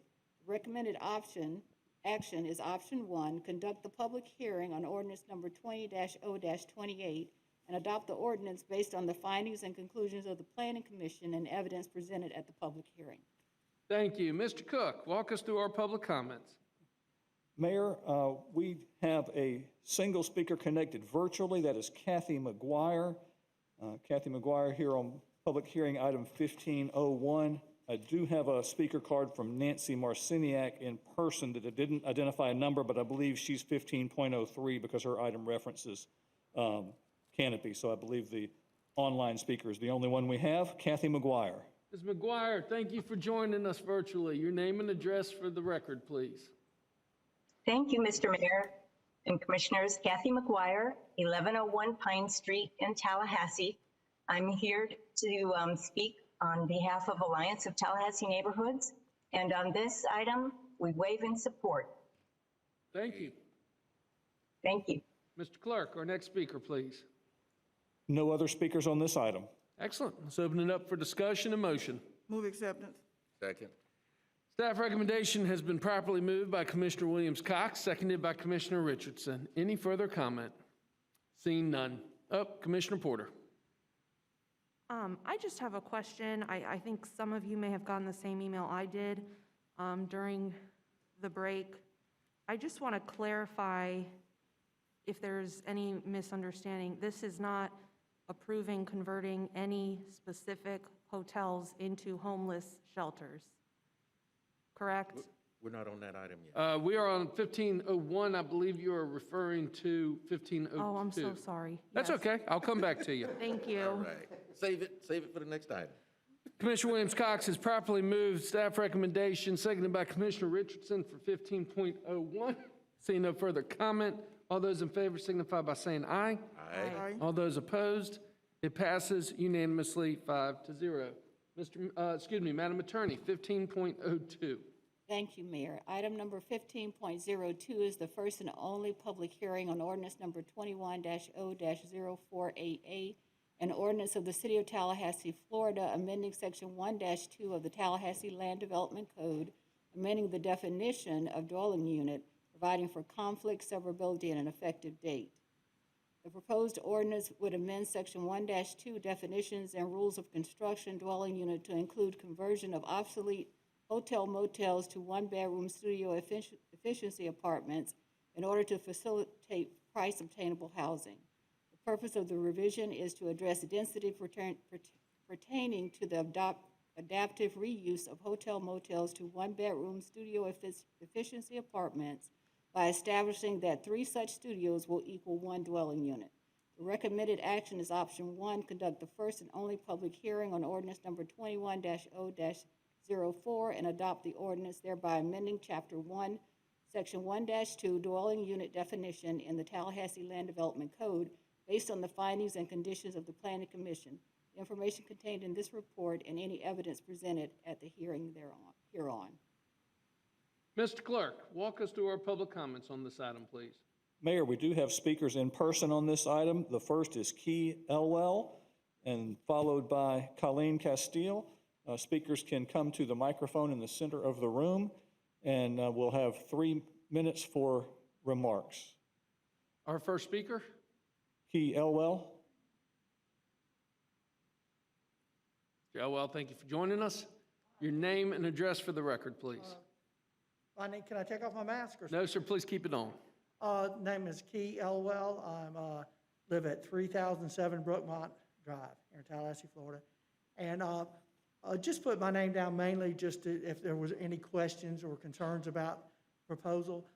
We're strictly just trying to use the property that's there already and hopefully enhance it and make it nicer. And are there any questions about our project? I tell you what, let's get through public comment, and if we have any specific, we'll come back to you, okay? Thank you. Hey, thank you. Ms. Castile, former secretary, so good to see you. Thank you very For much. joining us, your name and address for the record, please. Mr. Mayor, Commissioners, I'm Colleen Castile. My address is 3209 Adwood Drive, Tallahassee, Florida, 32312. And I'm here speaking on behalf of the buyers and sellers of the hotel on the Days Inn. There's been some miscommunication out there in the news media, and I just wanted to clarify that the transition of this hotel is to market rate workforce housing for rent. So there's no subsidized housing for it. The units have full kitchenettes, full baths, windows. The whole complex will be sort of renovated from a view perspective to have landscaping and to have, if you've driven by there, you see that the windows are all out to the street on Capitol Circle. So there'll be a kind of a viewscape so that people on the road can't see into people's apartments. So they're full studio apartments available for working people, both who are here temporarily and for who are here, long term. Thank you, and I'll be available for questions. Great, thank you so much. Mr. Clerk, our next speaker, please. Richard Darabi is here if you have questions. He's here on behalf of one of the developers. Mr. Darabi, thank you for joining us. Mr. Clerk, any other speakers? The only other speaker on this item, Mayor, is Kathy McGuire, who was connected virtually. Ms. McGuire, are you still with us? Yes, sir. Excellent. Your name and address for the record, please. Thank you. My name is Kathy McGuire, and I live at 1101 Pine Street. Again, I'm here today to speak on behalf of the Alliance of Tallahassee Neighborhoods. We want to thank you for directing staff to hold an informational meeting on this proposed ordinance. And we did participate in the meeting, and we learned a lot. We had raised the concern that the ordinance as it was originally proposed did not clearly state what types of residential dwelling units were included. For example, would single-room occupancies be included? And while ATN isn't opposed to SROs, it's common practice in other cities for these uses to have a higher level of review.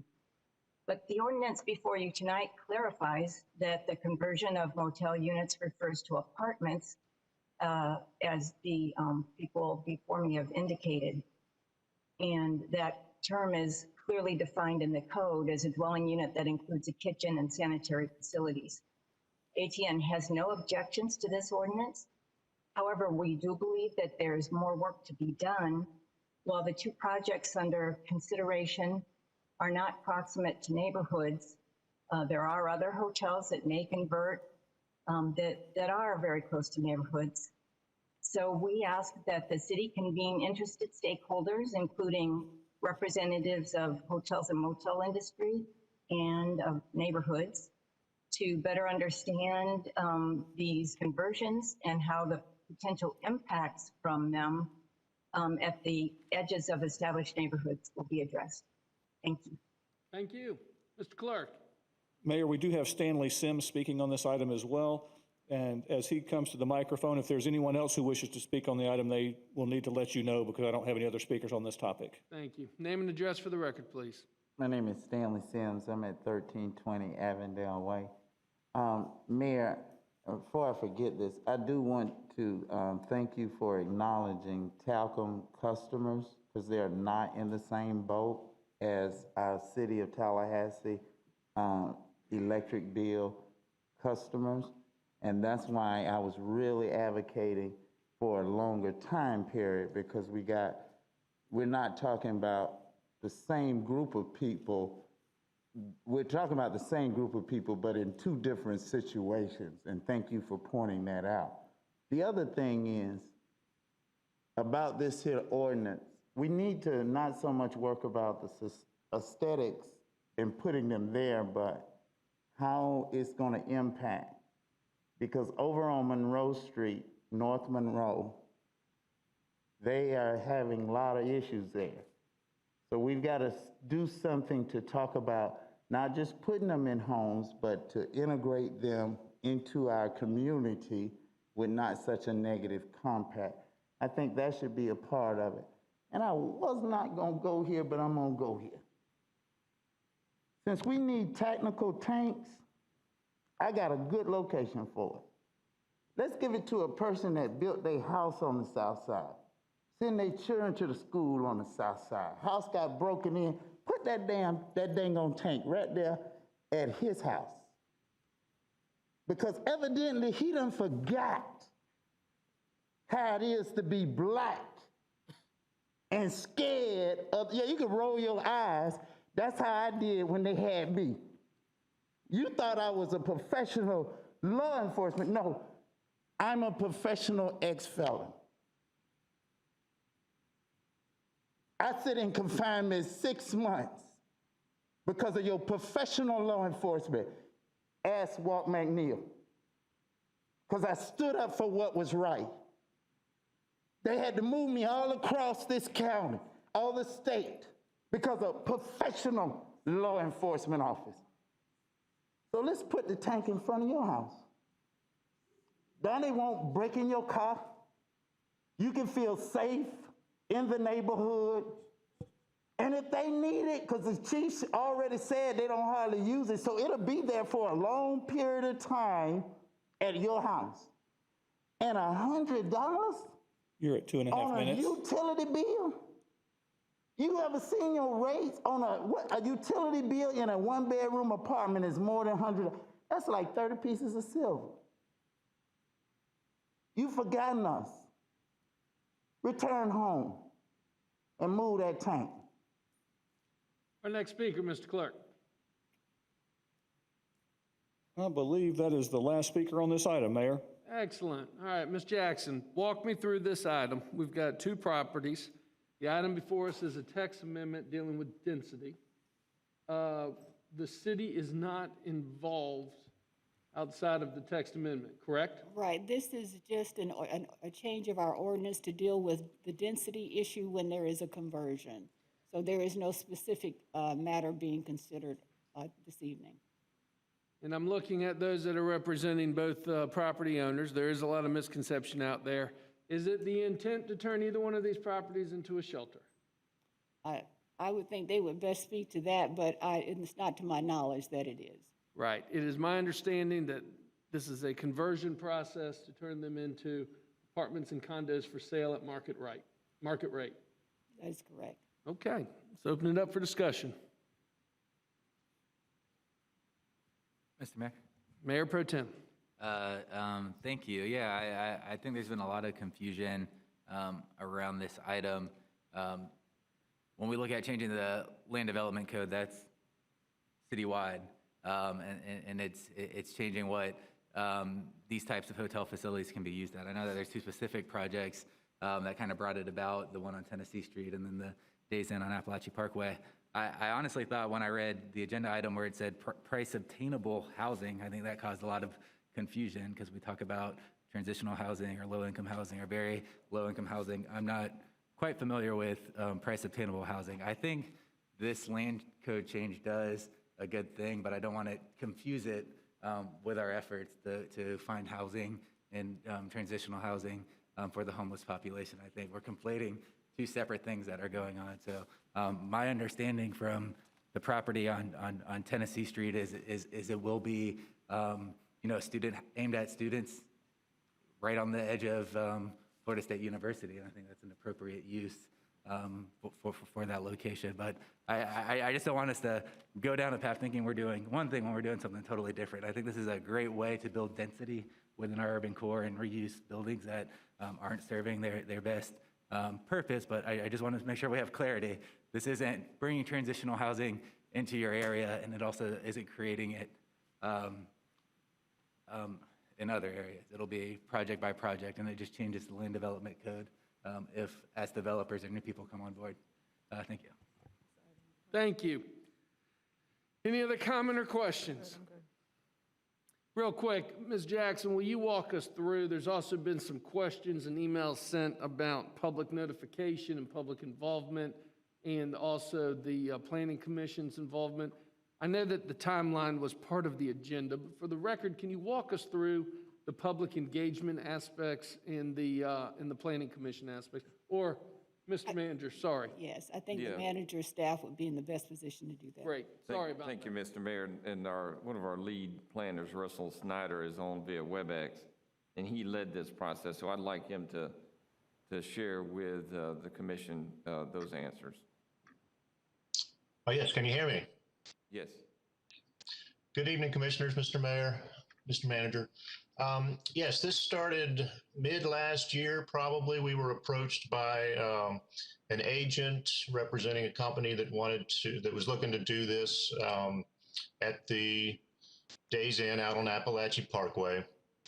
It's a relatively new phenomenon. These motels came into being, I guess, about a point in time that they are now, many of them or some of them are becoming obsolete. And so we began a process led by the Planning Commission. We took it first to the Planning Commission to see what their guidance was, whether they wanted to do this surgically with, which is what's before you, with a pretty limited, confining it to these obsolete hotel motels, or expanding it to other maybe obsolete old apartment complexes, for example. After some further research and actually a second Planning Commission meeting, it was determined to kind of move forward with this surgical approach so that if it works out, we can always expand it, but we didn't want to lose this opportunity by making it too broad.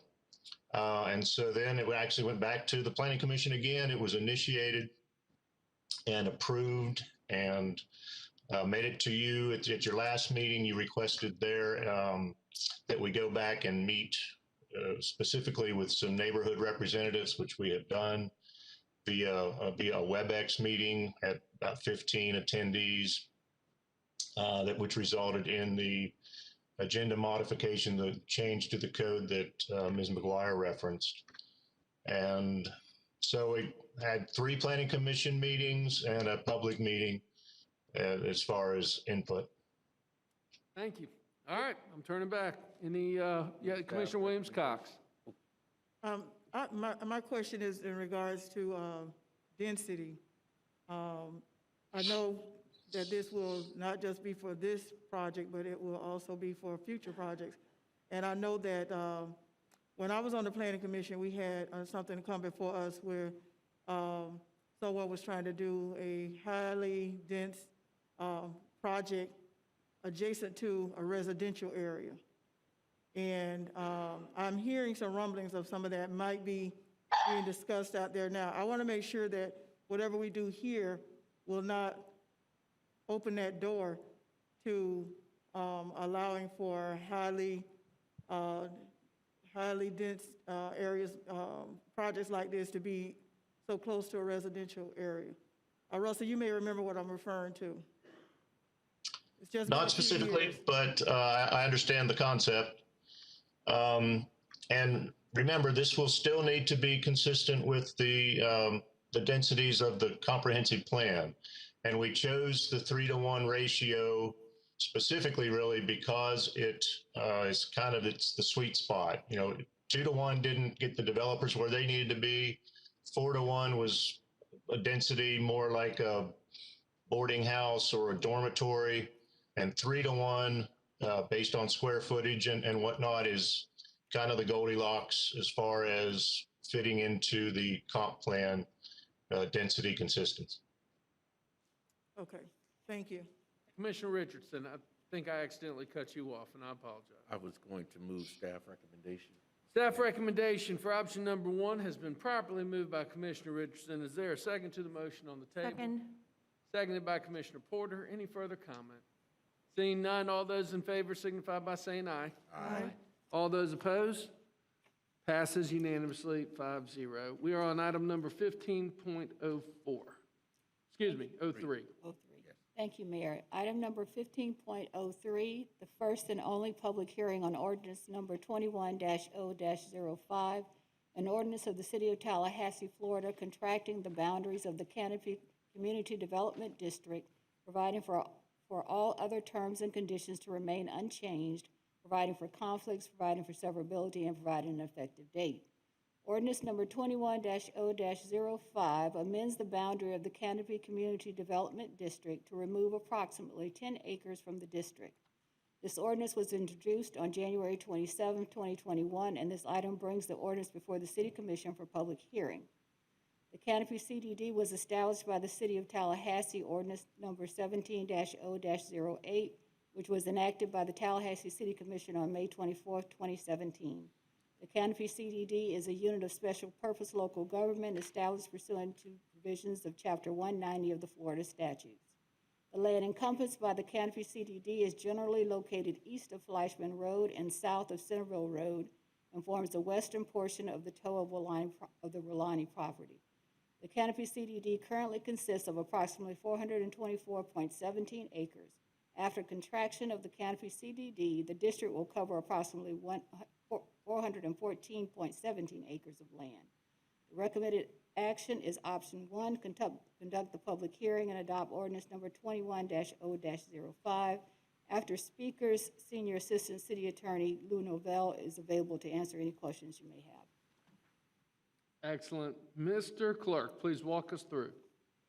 We have one speaker in person, that is Nancy Marciniak, who is waiving. No, not on this item. Not on reference to this item, okay.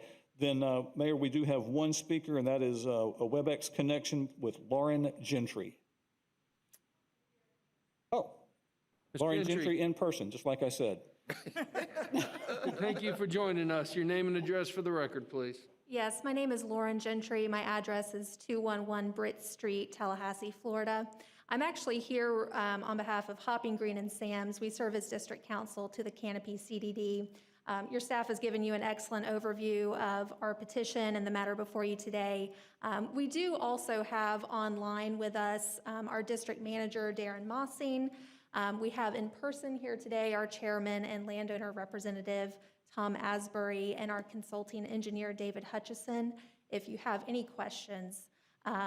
Otherwise, I will turn it back to you for further discussion. Great. Thank you very much. Mr. Clerk, any other speakers? No, sir.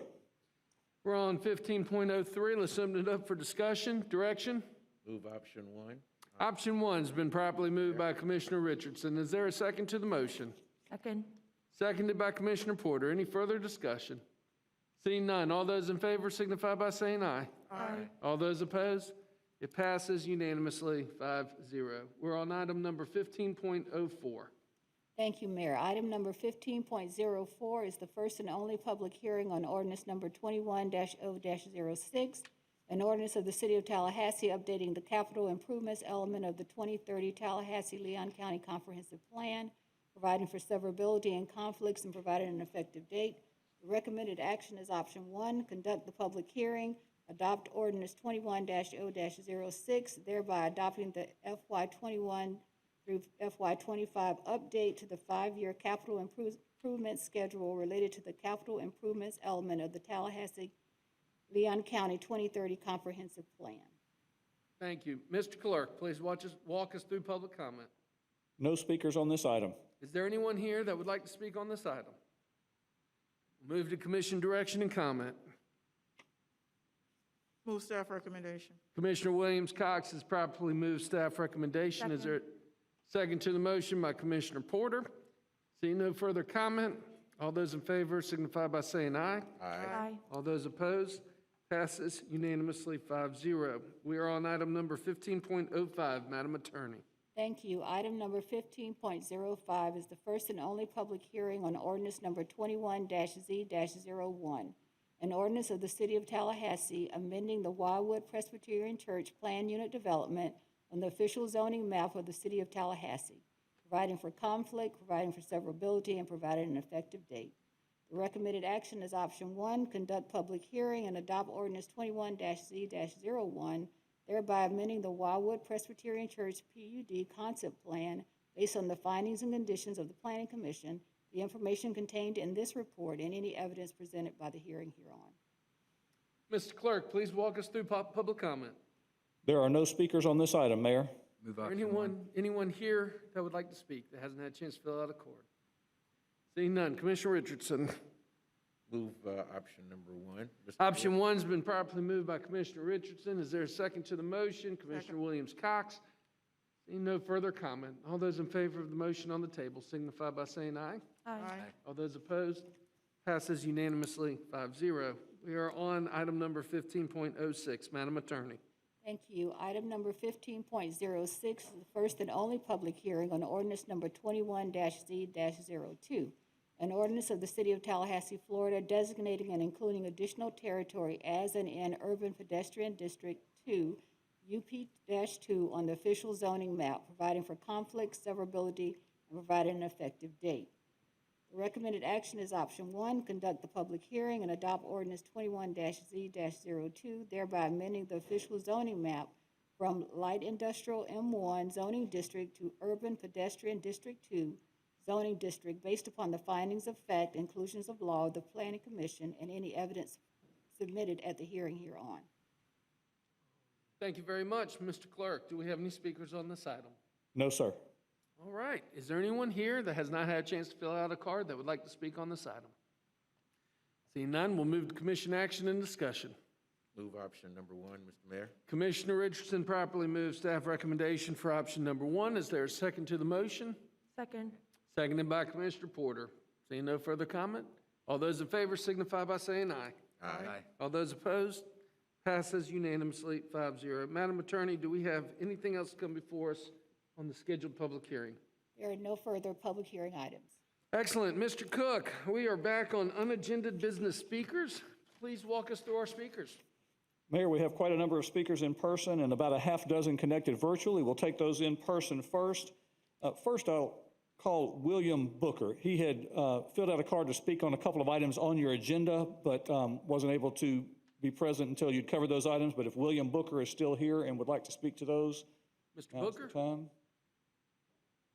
Okay. Not seeing him, then we'll move to speakers who did sign up for the unagended portion of the meeting. The first is Ginger Proctor, and then Sarah Teresa Haskell.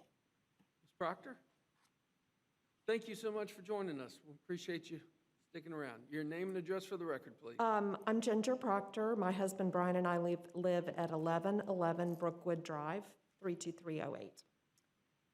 Commissioners, I most certainly agree that our community must come together to solve this issue of homelessness in Tallahassee and come up with an action plan that helps us address this population's need in a significant way.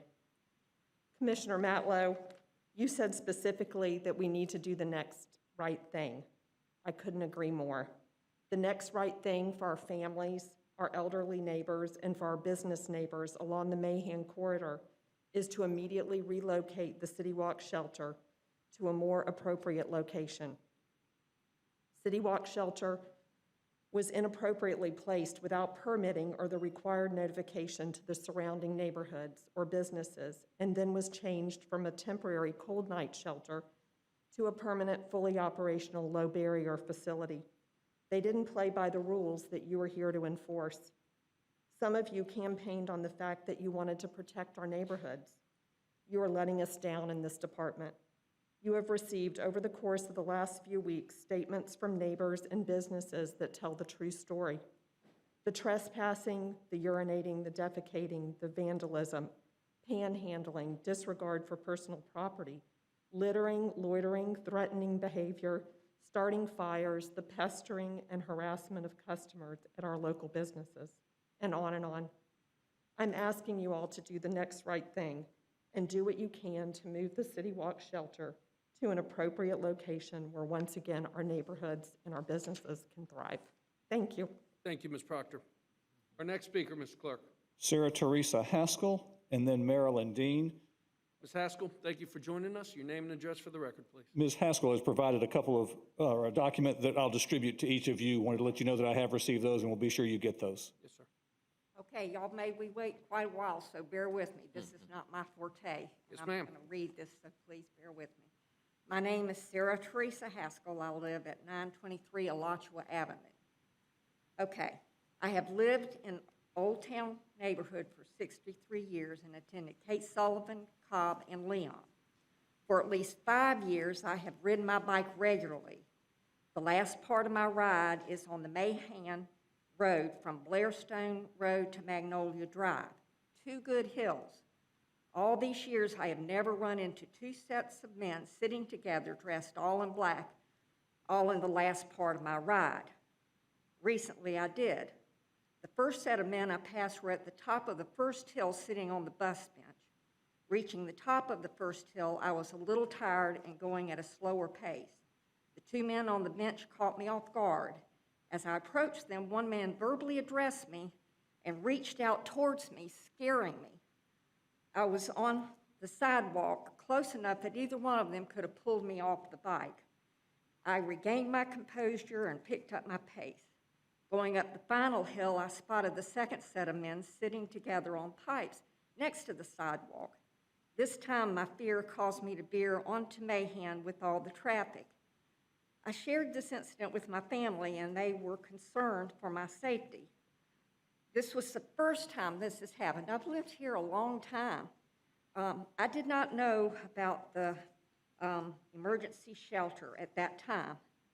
My safety and the safety of my neighbors should be important to the city and to the people we elect to represent us. It is your responsibility to protect us. I should not have to change my bike route due to fear. Most Tallahassee citizens are very compassionate people, and we have invested a lot in helping the homeless in our community.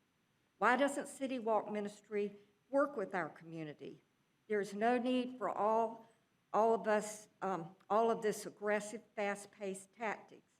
These tactics make you pause to question their mission. There are people in these neighborhoods wanting to find solutions. Solutions take time. There are numerous services already in place for the homeless in Tallahassee that could benefit from their religious calling, abundant monetary resources, and legal service that they have access to. These resources would greatly benefit these people we all care about. This is absolutely not the proper location for this mission. Solutions can only be accomplished if people will work together. Citizens' safety and the safety of our children should be our city's top priority. You have about 20 seconds. A total of 10 schools and daycare facilities are within easy walking distance of this City Walk urban mission site. Thank you very much. I appreciate your time. Yes, ma'am, thank you. Our next speaker. Marilyn Dean, followed by Javier Masfera. Ms. Dean, it's great to see you. Your name and address for the record, please. My name is Marilyn Dean, and I live at 601 Hillcrest Street, Tallahassee. My husband Bob and I have lived in this location in Old Town for approximately 49 years, and in Tallahassee since 1965, 56 years. My dad, my sons, their wives, their in-laws all call Tallahassee their home. They're native Tallahassee people. My street, our property is, I'm saying this so you can get a visual, it's a 2-acre lot and house that fronts on Hillcrest, but sides on Alachua, so it's a corner. But we're in the middle of the street, and we connect to both Tennessee Street and Miccosukee Road, and it is a very heavily trafficked street, as are Tennessee and Miccosukee. It's a cut-through. It's over many years, it's always been this way. Lately, it's much worse. And I would like to preface my remarks just because there's been some talk or misinformation that some of us who are against this are not sensitive and empathetic to people less fortunate and homeless people. And so I'm going to say this because my family and myself are both sensitive and empathetic toward the less fortunate in our beautiful city. For many years, we have all contributed, as have my neighbors. I'm not just talking about me. We have both contributed financially and materially to this cause. In particular, I myself have cooked and served meals at the shelter on Tennessee Street. I have delivered Meals on Wheels. I have helped Leon County School social workers fill the needs of their student clients.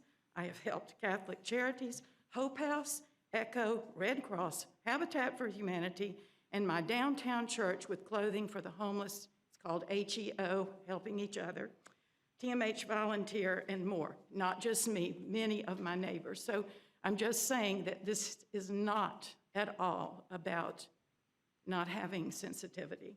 I'm just saying we really must move this facility, Urban City Walk, to an area that would not encroach or impact our local businesses that have been nearby for years, or our long-term citizens in their homes, thus causing fear, safety issues, and total property disrespect.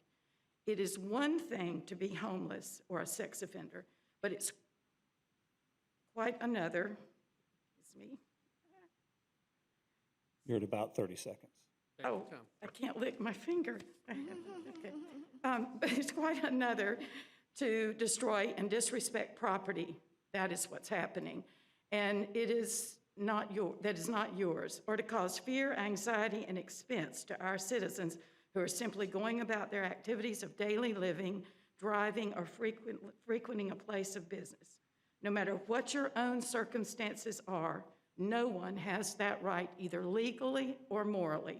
There is no need for me to revisit the various documented incidences, police reports, and complaints that you're already aware of. You're at 3 minutes. With 5 small grandchildren in town and in my yard frequently, and sexual offenders both allowed and encouraged to live at this City Walk facility, it is just not acceptable. The safety and appropriateness of City Walk, let alone its improper opening, must take priority, and relocation is necessary. We, the citizens, have a right to a peaceful, safe, non-harassed, and respected life in the city we love, our hometown. Thank you so much. Thank you, Ms. Dean.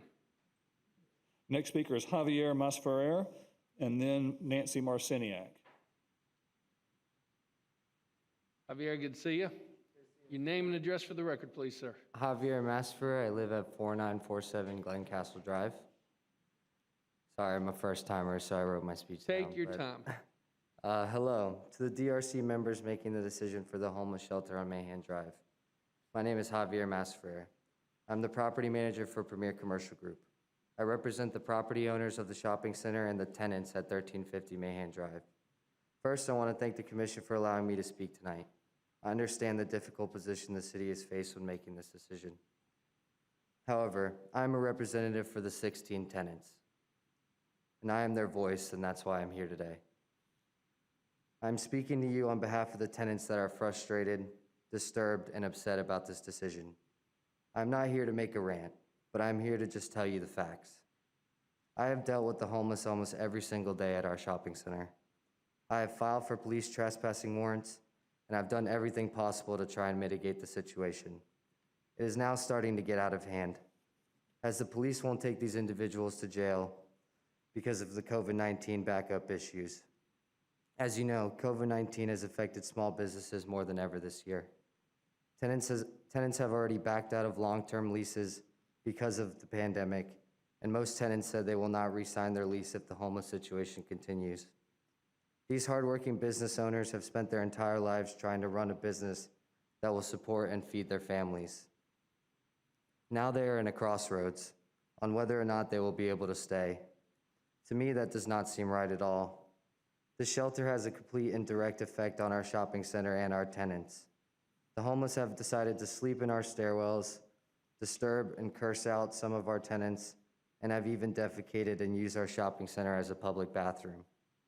I know that might seem hard to understand because the new homeless facility is supposed to have restrooms, but that does not stop them from coming over to our shopping center and using it as a bathroom/shelter.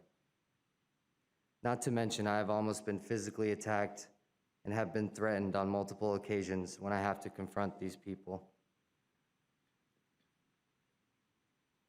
I have sent the board pictures of the human feces, encounters with the police, and videos of the homeless at our shopping center. Please use the speeches as direct consideration of the businesses that are being affected by this decision. Thank you. Thank you. Mr. Mayor. Yes, sir. Mr. Mosferrer provided me with some records I'll provide to the treasurer clerk. Okay. Mr. Clerk? Next is Nancy Marciniak, and then Jeremy Shaw. Ms. Marciniak, thank you for joining us. Your name and address for the record, please. Hi, thank you. My name is Nancy Marcinek. I live at 2762 Sweet Ridge Street, Tallahassee. If you wouldn't mind taking just a step closer, thank you. Sorry. That's okay. Do you want me to repeat that? That'd be great. Okay. Nancy Marcinek at 2762 Sweet Ridge Street here in Tallahassee. Thank you, Mayor and Commissioners, for listening. I have had correspondence with Mrs. Porter's assistant and have spoken to her about some of the issues that we're having in the canopy development. And I know Mr. Asbury and they were here asking for the acreage and such.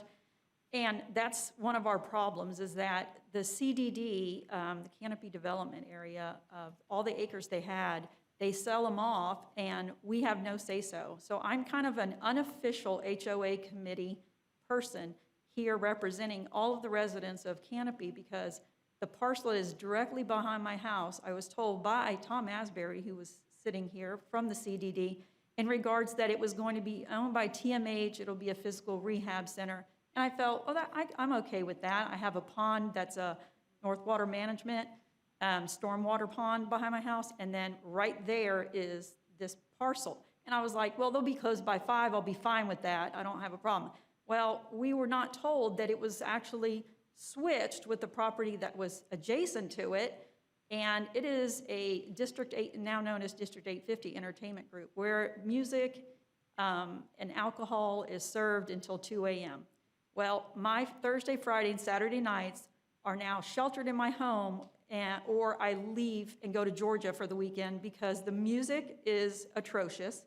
Because of the 50% capacity, that people will sit and congregate in the parking lot, blare their music, and we've had occurrences where we've called the cops. There's a senior living center right in front of it, and a church and school about 1,056 feet away, just enough for him to be able to serve alcohol. And now I've just noticed this morning that they have asked, District 850 has asked for a pre-planning, has sent a pre-plan to add an additional building to put an indoor go-kart place. He doesn't even have enough parking for what he has now. So I really would like for the commissioners and everyone to just please start helping us with this, because we were told we're a PUD, we have no say-so, and things are happening in our community and it's affecting us residents, and nothing's being done, and we just have no one to back us up. And another issue that we're having is that the roadway around our clubhouse, which is the Dempsey Mayo extension and Crestline extension, to alleviate the traffic from the 2 canopy roads of Miccosukee and Centerville. You have 15 seconds. Thank you. Is also going to be affecting our pool house within minimum 30 feet buffer, where carbon monoxide and the safety of our children walking around on these 4-lane roads will be affected. So what we're asking is that you please help us, stop this development happening without us even knowing, unless we're on the computer 24 hours a day. Thank you so much. Thank you. Mr. Mayor. Yes, sir. May I, Ms. Marcinek, I'd like to get you connected with Assistant City Manager Tedder. I think a lot of these items fall in his area, and maybe we can at least provide information and keep you informed and provide the resources necessarily. So if you'll provide your contact information to him, I think he can be helpful. Thank you. On point, Mr. Mayor. Yes, sir. That area, it's not in the entertainment districts. Our sound ordinance would limit the amount of noise after a certain hour. Is that correct? Commissioner, I'm not sure. I think that's something that Wayne can help determine. I certainly understand your point, but I don't know the answer. Okay, thank you. Our next speaker, Mr. Clerk. Jeremy Shaw, followed by Anthony DeMarco. Mr. Shaw, thank you so much for joining us. Hello, thank you. Thanks, Mayor, City Manager, Commissioners, everyone. Thank you. My name is Jeremy Shaw. My address is 1221 Brant Drive. Location, location, location. We hear it all the time. We all know what it means. In real estate, it's a top selling point. It drives up the value and the security of a home. It shows the buyer why they want to live and raise their family in the neighborhood. Close to daycare, close to schools, family and kids of all ages. Do you have kids? What ages? Oh, there's so much fun at that age. Any cats or dogs? Great. There's a park and sidewalks and even a low threshold shelter with 7 registered sex offenders just across the street. Click. Hello? Hello? That is a disclosure clause you just cannot step around. Commissioners, Mountlow and Porter, thank you. I remember one of your election platforms was how you valued stable neighborhoods, vowing to protect them from entities that encroach and erode on well-being and safety of the residents. You said a neighborhood needs to be protected for the betterment of the local community it serves. Area businesses depend on repeat sales to the neighborhood community. For 63 years, that's interesting, someone else said 63 earlier. 63 years my family has lived in Brant Hills. It used to be a bit in the country on a 2-lane road to Monticello. Others call it the Jacksonville Highway. I caught my first fish in the lake behind Winifred. It wasn't much of a fish, quite possibly the smallest fish ever caught on the hook, but nonetheless, it was a fish with a fillet about the size of a dime. It was a small thing. Okay. 4-laning Mahan took backyards. 4-laning Miccosukee took front yards. Blairstone Extension almost took 30 homes that would have cut the neighborhood in half. And here we are again. The no boundary shelter of City Walk is floundering to open and is attacking the vitality and the safety of the neighborhood, the families, and the friends growing older together. We're asking all of you to be true to your promises by standing with us and protecting our neighborhoods, our residents, our businesses from the threats that have and the threats that will continue to bear until the shelter is closed. Thank you for your time. Thank you. Mr. Clerk, our next speaker. Anthony DeMarco, and then Whitfield Leland. Mr. DeMarco, thank you for joining us. Your name and address for the record, please. Anthony DeMarco, Tallahassee, Florida.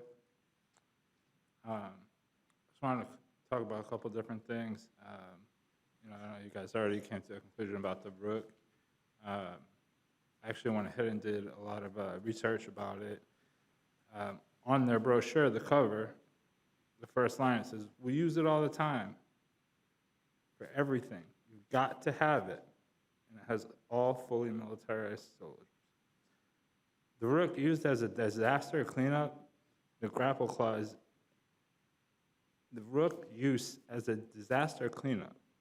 The grapple claw is intrusive and can be utilized to gain access to attics where suspects might be trying to hide out or seek protection from ground level exposure. With 4,500 pounds of lifting capacity, use of the grapple claw in removing fortified doors, burglar bars, or exterior shrubbery can simplify access for armed officers. The grapple claw also aids in disaster relief efforts with the ability to remove debris from streets for emergency responders' access. That's a 16-page document. There's 8 words in that 16-page document about disaster cleanup. We live in a city that is fully prepared for hurricane cleanup. So let's tell the truth here. This thing has nothing to do with disaster cleanup. Moving on, completely different subject. Our city is currently flooded with heroin laced with fentanyl, and it's killing children. I've heard nothing about this in the public. October 9th, 2020, Bella Wade, 24 years old, suffered an overdose so severe, she was taken straight to the morgue. The heroin in her body was found by the coroner to contain 97% fentanyl. This is highly suspicious. TPD has been provided the name of the dealer, who supplied the drugs that killed her. There are text conversations between Bella and her friend discussing the dealer and his forceful behavior. All has been handed over to TPD, and we've been told there's an active investigation. She died October 9th, 2020. Today's February 24th, 2021. There have been 0 arrests, and Bella's mother has received 0 updates. She deserves closure.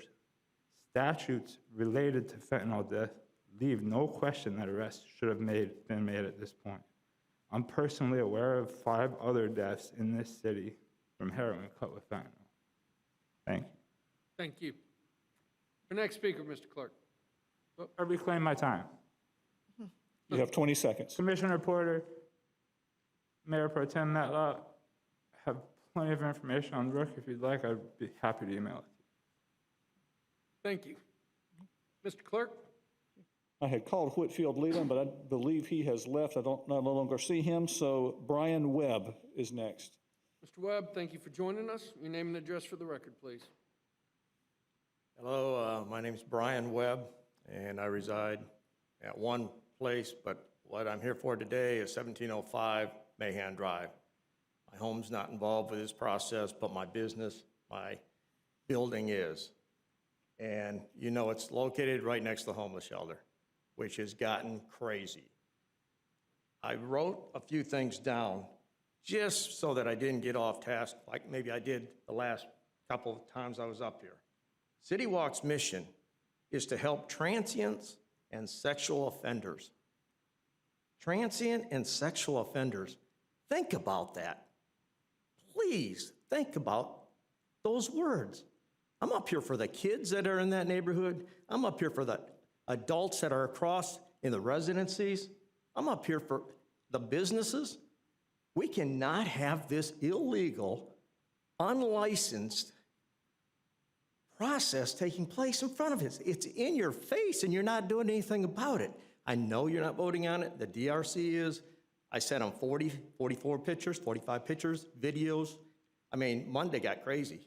A patient got out of the car, a guy had a pair of pliers, and said he was going to take her teeth out.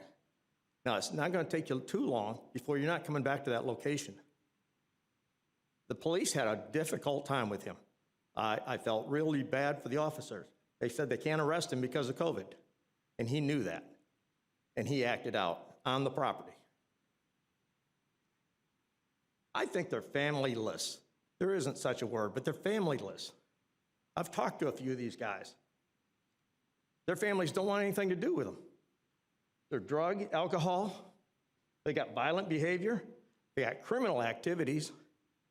Several have mental issues. Family doesn't want them.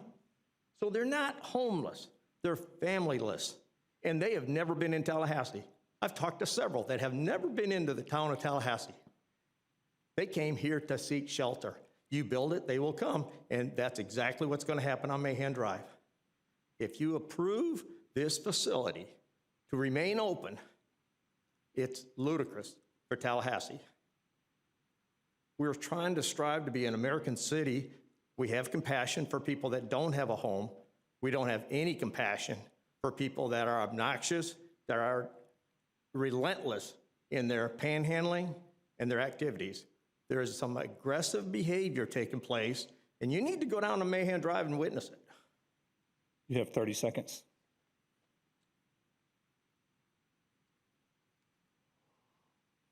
I think the only thing that we can do, and I did talk to Rick Carney. Rick Carney has capability.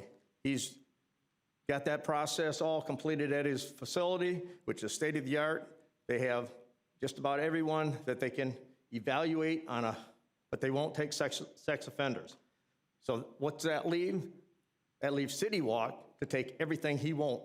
So you could end up ultimately with 64 beds of sexual offenders. You're at 3 minutes. Please help us with the DRC. That's all I'm asking. Help us. Thank you. Our next speaker, Mr. Clerk. Next is Freddie Miller, then Frank Ashcroft. Mr. Miller, good to see you, sir. Your name and address for the record, please. My name is Freddie Miller. I live at 6001 Charmont Street in Tallahassee, Florida. I'm here today to speak on the Emancipation Proclamation celebration that's coming up in May 20th, when the day that we was freed from captivity.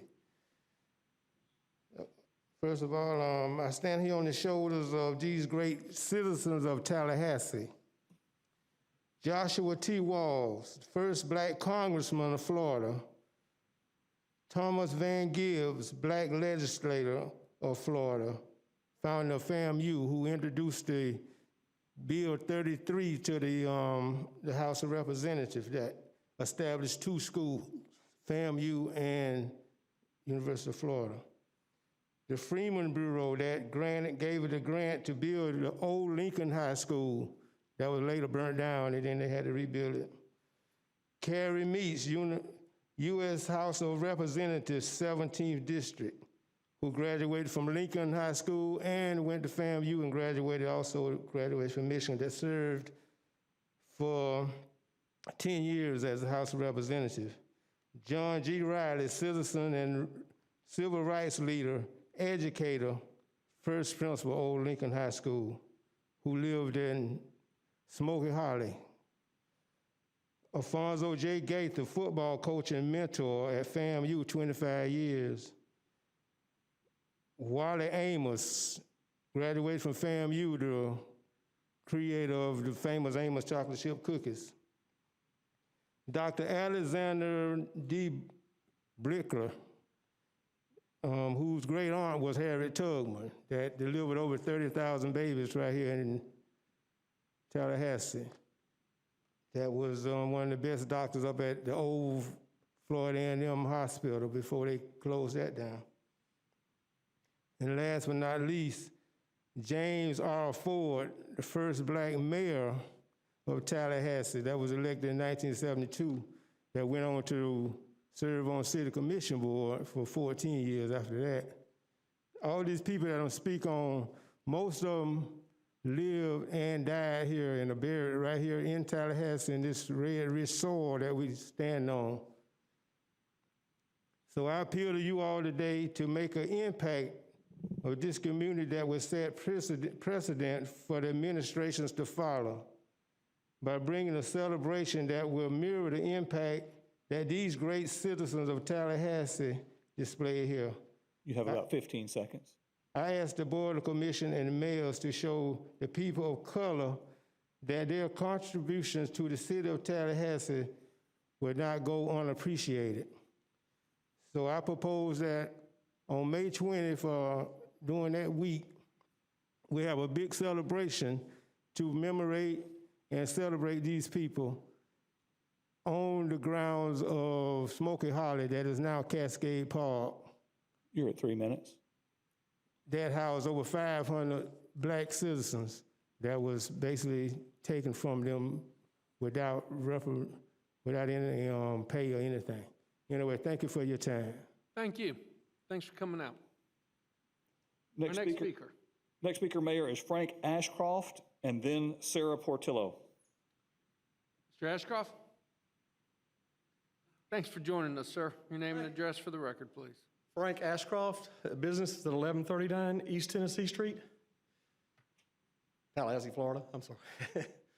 I'm here basically to ask y'all not to give them a permanent license to operate the Mahan Center. We're just having problems. They would be standing out in front of the store, soliciting money during work hours. And we have people, leaving late. Sometimes it's dark, and they get approached out there. And that's basically, we're just having some problems. And I really appreciate if they vote no on this. That's about it. Hey, thanks for coming out. Thank you. We appreciate it. Mr. Clerk, our next speaker. Sarah Portillo, and then Kirsten Doolin. Portello, thank you for joining us. Your name and address for the record, please. Hi there. My name is Sarah Portillo. I live at 937 Spotswood Drive, and I have lived there for 17 years. I know you all recognize my name because I send you so many emails. I appreciate y'all. You are working really hard. You have so many balls in the air and so much to juggle. It's amazing.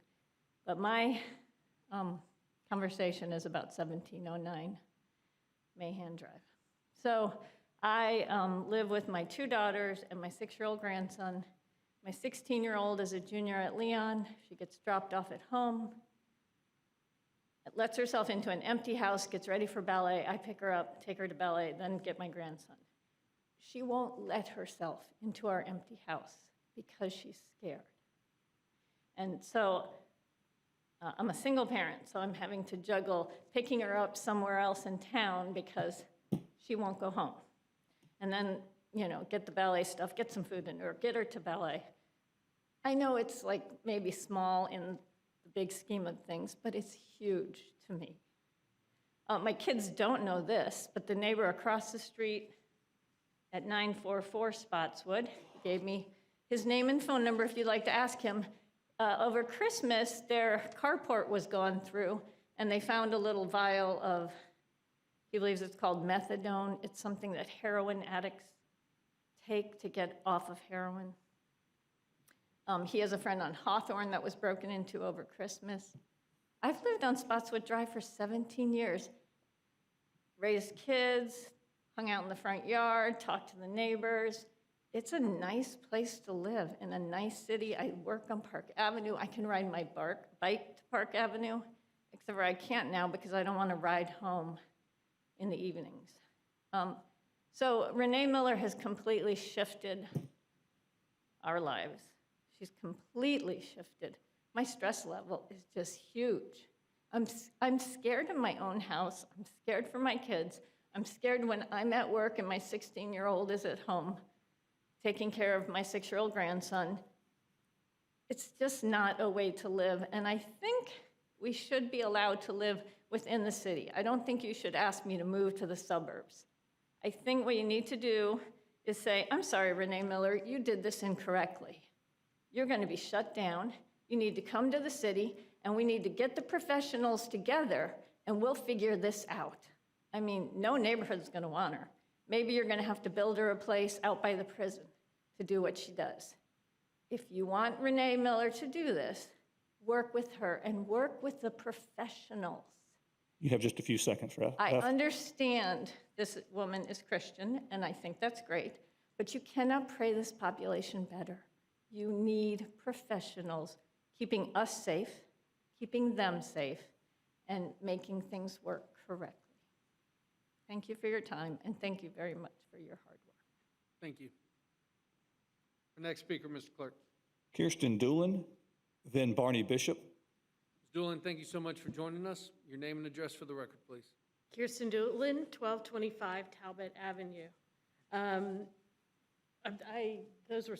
heard some really great remarks this evening. I wanted to tell you a little bit about our neighborhood. I know people have come to see the shelter, but they really haven't come to see our neighborhood. If you have, please let me know, and if you haven't, please contact me, and I'll be happy to give you a little tour. One thing I wanted to point out is that, you know, I know affordable housing is a big issue, so I was trying to think of some way to show you. Within 0.2 miles of or 0.2 of a mile of the shelter, this is an apartment complex called Point Court. And it rents, I'm guessing, about $700 a month. I looked it up. They range from like $600 to about $775. So I just wanted to let you know, we do have affordable housing, and we would hate to see that impacted by, unfortunately, the population that's very difficult, as was mentioned there. That's another, sorry, I ended up with 2 copies of that. The other thing is, this is a house that recently sold. It sold February 5th of 20. It's a 3-bedroom, 1,100 square foot, 1-bath house. It sold on Spotswood, and it sold for $125,000. These are neighborhoods where real people live with their families and trying to raise kids, and we have jobs, and this really is very, as she pointed out, very disruptive and very scary. I don't know how to deal with a lot of these people. Patients First has had to hire a full-time security guard. I begged the guy from the marathon to come up here and talk to you and tell you his story, because they've been inundated and a lot of people are scared to go there. My friend's teenagers have come home crying, and he's just scared to death to come up here and say anything because he feels like he'll be targeted, I mean, some of the people, are just, maybe have a little mental problem, but some of the other ones are quite scary. My husband's been blocked from leaving the store. I've been glared at by folks, and been people have come up really close to me and like demanded money, and it's very scary. And then You're at 30 seconds. Okay, and then I was trying to think of a way to show all the schools. So this is a Google Maps, And this is where the shelter is, and there's Hilltop Academy, which is a daycare, and it's right across the street, and I'm not sure, I know state statute says that's too close, but I'm not sure why it's allowed to operate there. And then you have, Leon County Schools, Kate Sullivan Cobb, you have Trinity, Leon, you have a daycare Ivy here, you have Christ Classical, Temple Israel, Emmanuel Baptist, they're all within walking distance. You're at 3 minutes. A shelter for sexual predators, it just doesn't seem like a good location, and then you've got all the families who send their kids and take their kids here too. So I ask you to please ask the DRC to not approve this. Thank you. Thank you so much. Mr. Clerk, our next speaker. Next speaker is Barney Bishop. He's the last speaker in person, then we'll move to the WebEx connections. Mr. Bishop, thank you for joining us. Can I ask you to keep your mask up? Yes, I can. Appreciate it, sir. Your name and address for the record, please. Sure. I was trying to move it down because my glasses fog up. I know. Thank you, Mr. Mayor and Commissioners. My name is Barney Bishop. I live at 2215 Thomasville Road. I'm here tonight to talk to you because we have a situation in this community where an individual started a homeless shelter. It started out as a permanent cold night temporary cold night shelter. It was illegally and secretly converted to a permanent homeless shelter. The City of Tallahassee wasn't notified. The neighborhood wasn't notified. They ultimately did a town hall, which was ineffective because they didn't answer any questions and they sloughed everything off. Number two, this homeless shelter allows sexual offenders. There's been 7 sexual offenders. Some of them are predators that have been there. And that is very important because that makes the neighbors very fearful of their family, of their children, of the women in that community. But let's take a look and see, there's a right way to do this, commissioners. The Kearney Center did it the right way. They went and they did a development plan, they got all their permits, they did everything the right way. And they're over in an industrial area, a warehouse area, and so you didn't have the NIMBYism that you're having here because this is a Johnny-come-lately. This neighborhood already existed. It existed for 50, 60 years. And you have somebody that comes in at the last minute, leases a building, and secretly and illegally changes it. You don't reward bad behavior with a good outcome for her because it's not about her and the homeless people, it's about the neighbors. They're your constituents, they're your taxpayers. And I know, Mr. Mayor, that you've been abundantly clear to all of us of what your position is. And Commissioner Matlow, thank you for your op-ed. I think that we get an understanding that all of you, all of us, are in favor of a homeless shelter. But where should it be?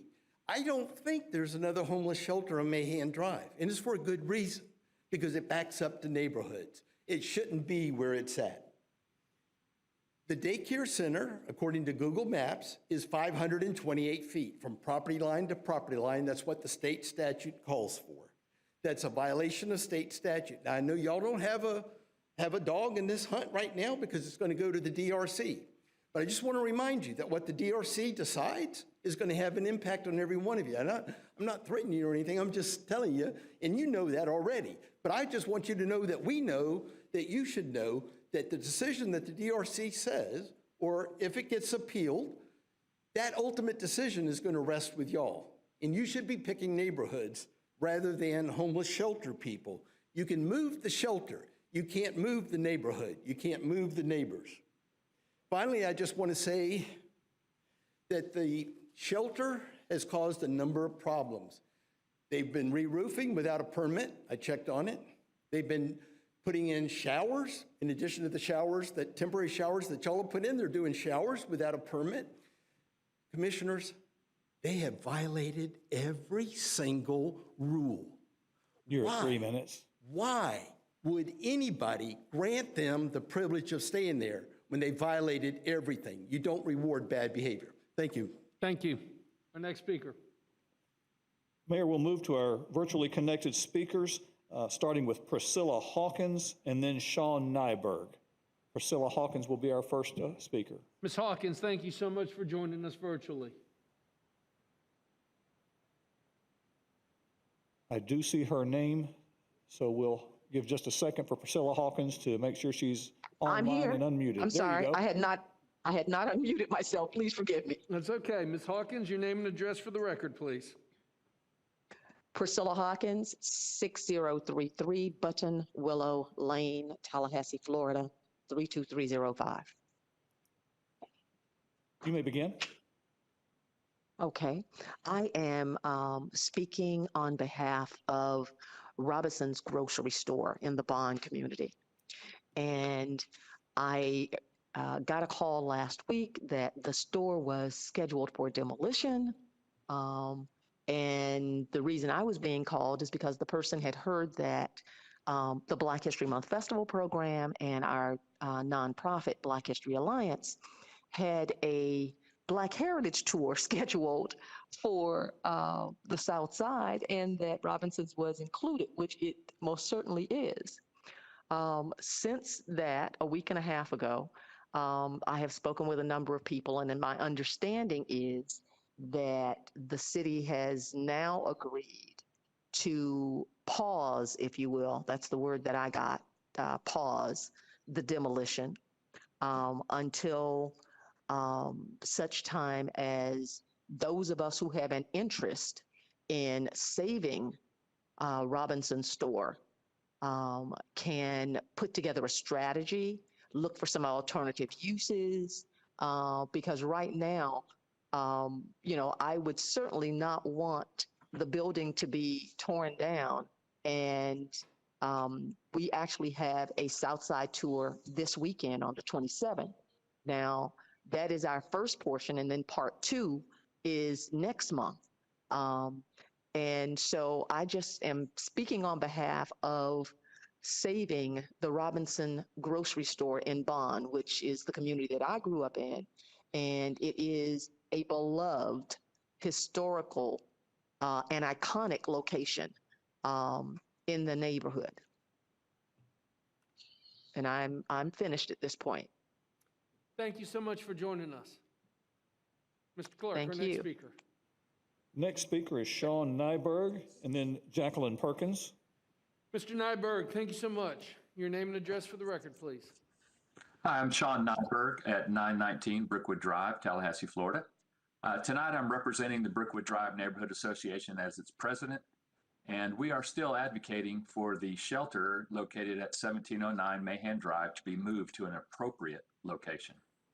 I do have some questions. I know they'll be rhetorical tonight. Exactly what criteria was used by City Walk Urban Mission to determine that this location was an appropriate location? Exactly how many other locations were considered by City Walk before they chose this location? As we've seen tonight on other agenda items, it seems that the existing city permitting process is okay to use, but we're still questioning why it didn't apply to this shelter. Isn't the right order to seek permission first and then move forward and proceed with your plans? Why does this shelter require full-time security guards? According to their Type B site plan application, these security guards are there to help protect the neighborhoods. What specific duties are these guards performing for the neighborhoods? What happens to those shelter clients that are discharged by these security guards? Where does the City Walk think that these clients go once they leave the shelter property? What happens to those, is the City Walk Urban Mission liable for any property damage or injuries caused by clients that they have drawn to this area? Is City Walk Urban Mission liable for those clients that they have deemed too violent or have broken shelter rules and have been discharged from their property into the surrounding neighborhoods and businesses? Why are businesses and residents afraid to speak up for fear of retribution? I can give you one example of why, and this is my last question. Other than me, how many other residents or businesses have received personal attack emails from the shelter director and a current board member? Lastly, why was there even one of these types of emails sent? Again, we are advocating for this shelter to be moved to an appropriate location, not to just be shut down, but to be moved where it should be in its final location. And Les, thank you very much for your time tonight. I appreciate your allowing me to speak. Thank you. Mr. Clerk, our next speaker. Jacqueline Perkins, then Delatry Hollinger. Ms. Perkins, thank you so much for joining us. Your name and address for the record, please.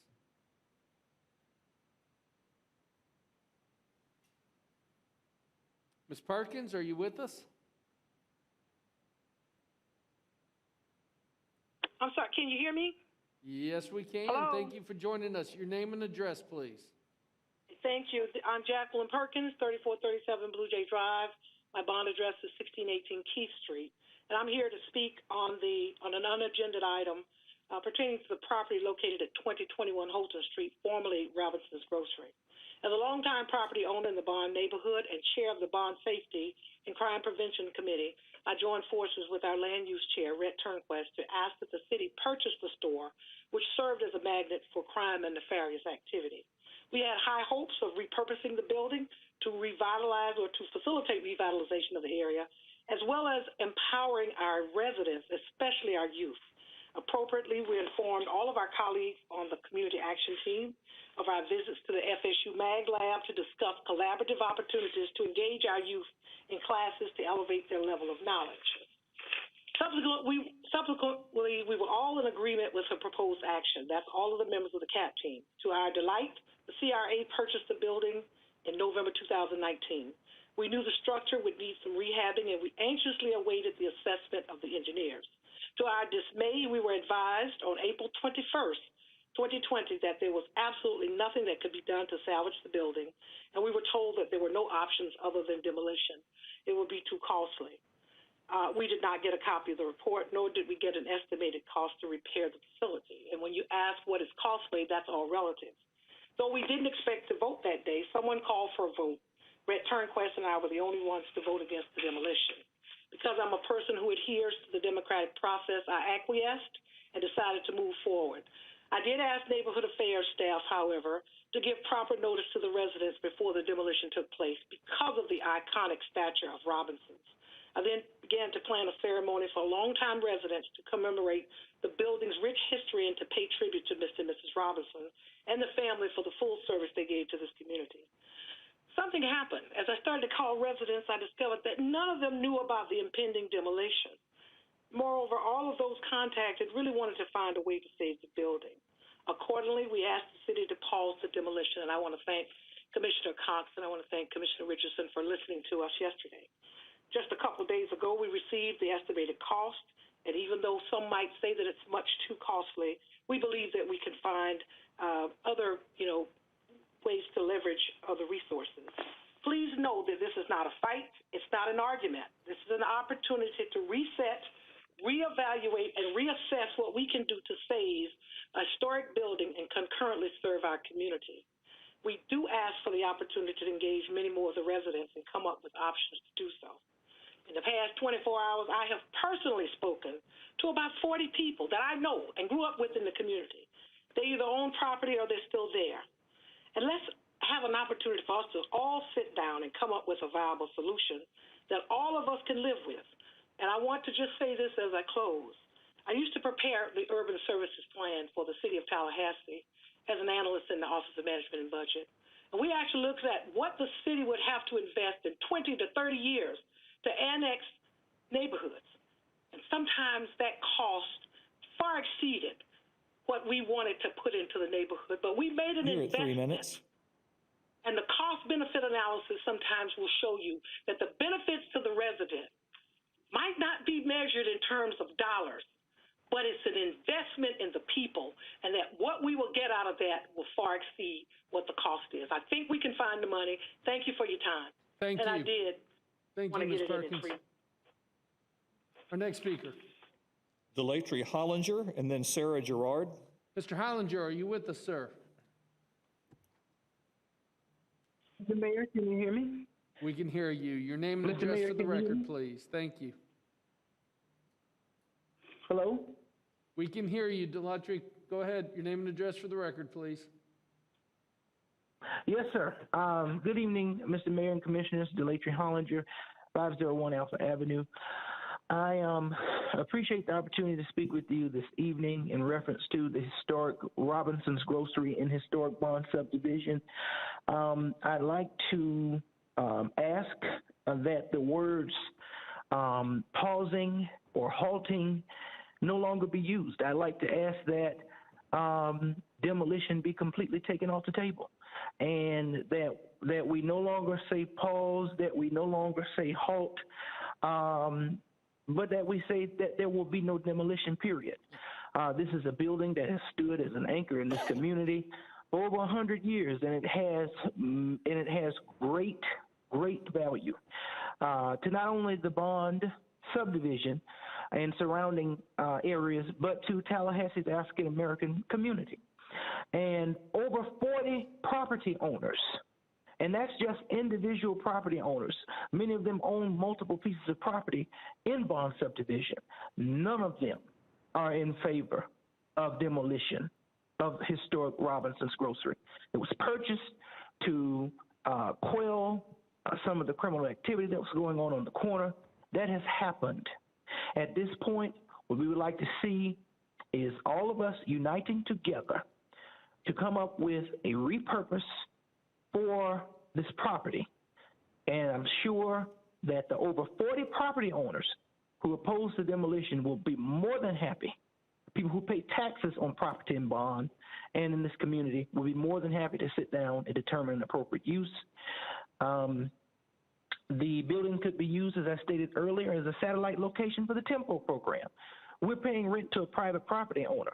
When we have something in a historic neighborhood, a historic building, that could be repurposed for use for a very worthwhile program. The Greater Bond Neighborhood First Plan calls for more green spaces and entrepreneurial spaces in Bond. City Farm TLH on Kissimmee Street, that you recently broke ground on, has already partnered with TCC and the FAMU Small Business Development Center.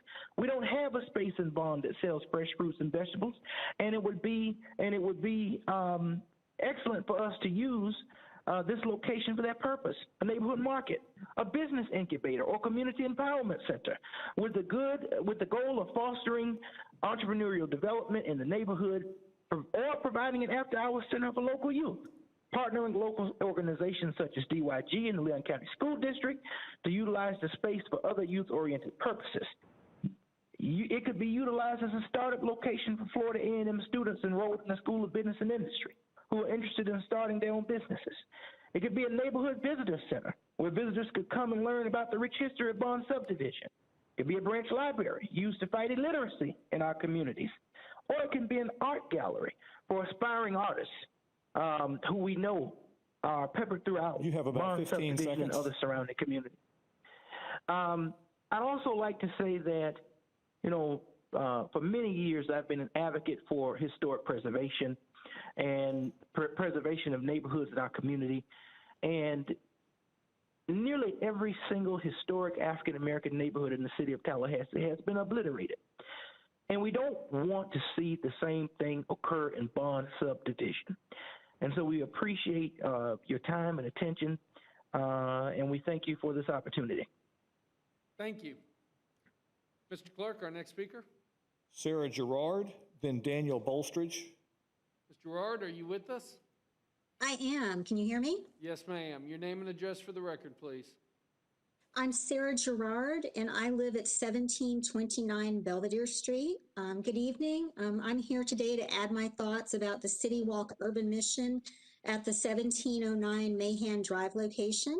Thank you for hearing me.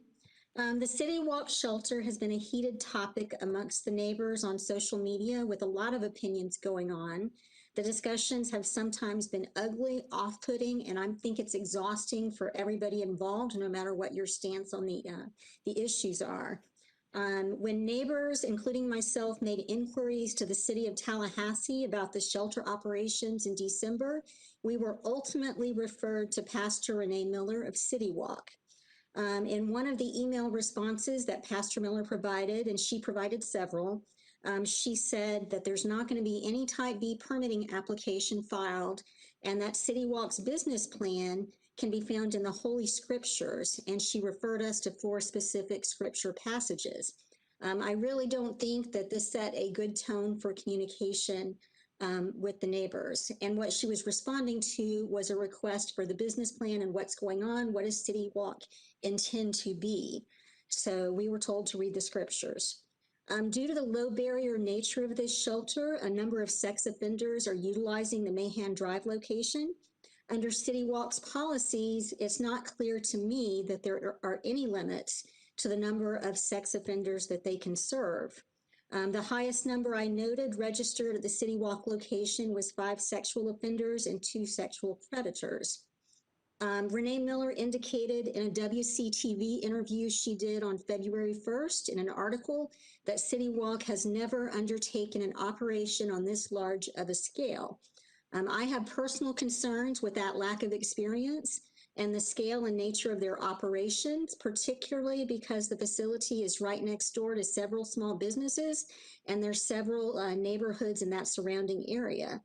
I'm concerned that City Walk signed a 10-year lease on a large facility without any guarantees that they were going to get the necessary approval from the city to commence the operations that they're interested in doing.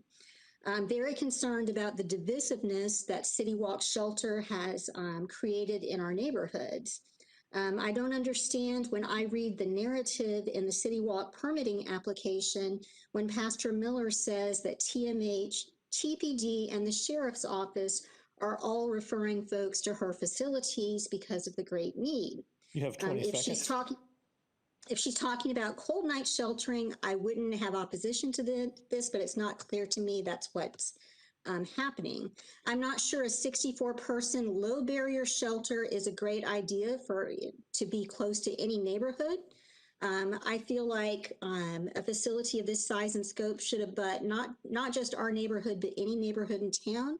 It seems that it needs a less residential area, and that's just my opinion on the matter. Thank you. Thank you so much. Mr. Clerk, our next speaker. Daniel Bolstridge. Bolstridge?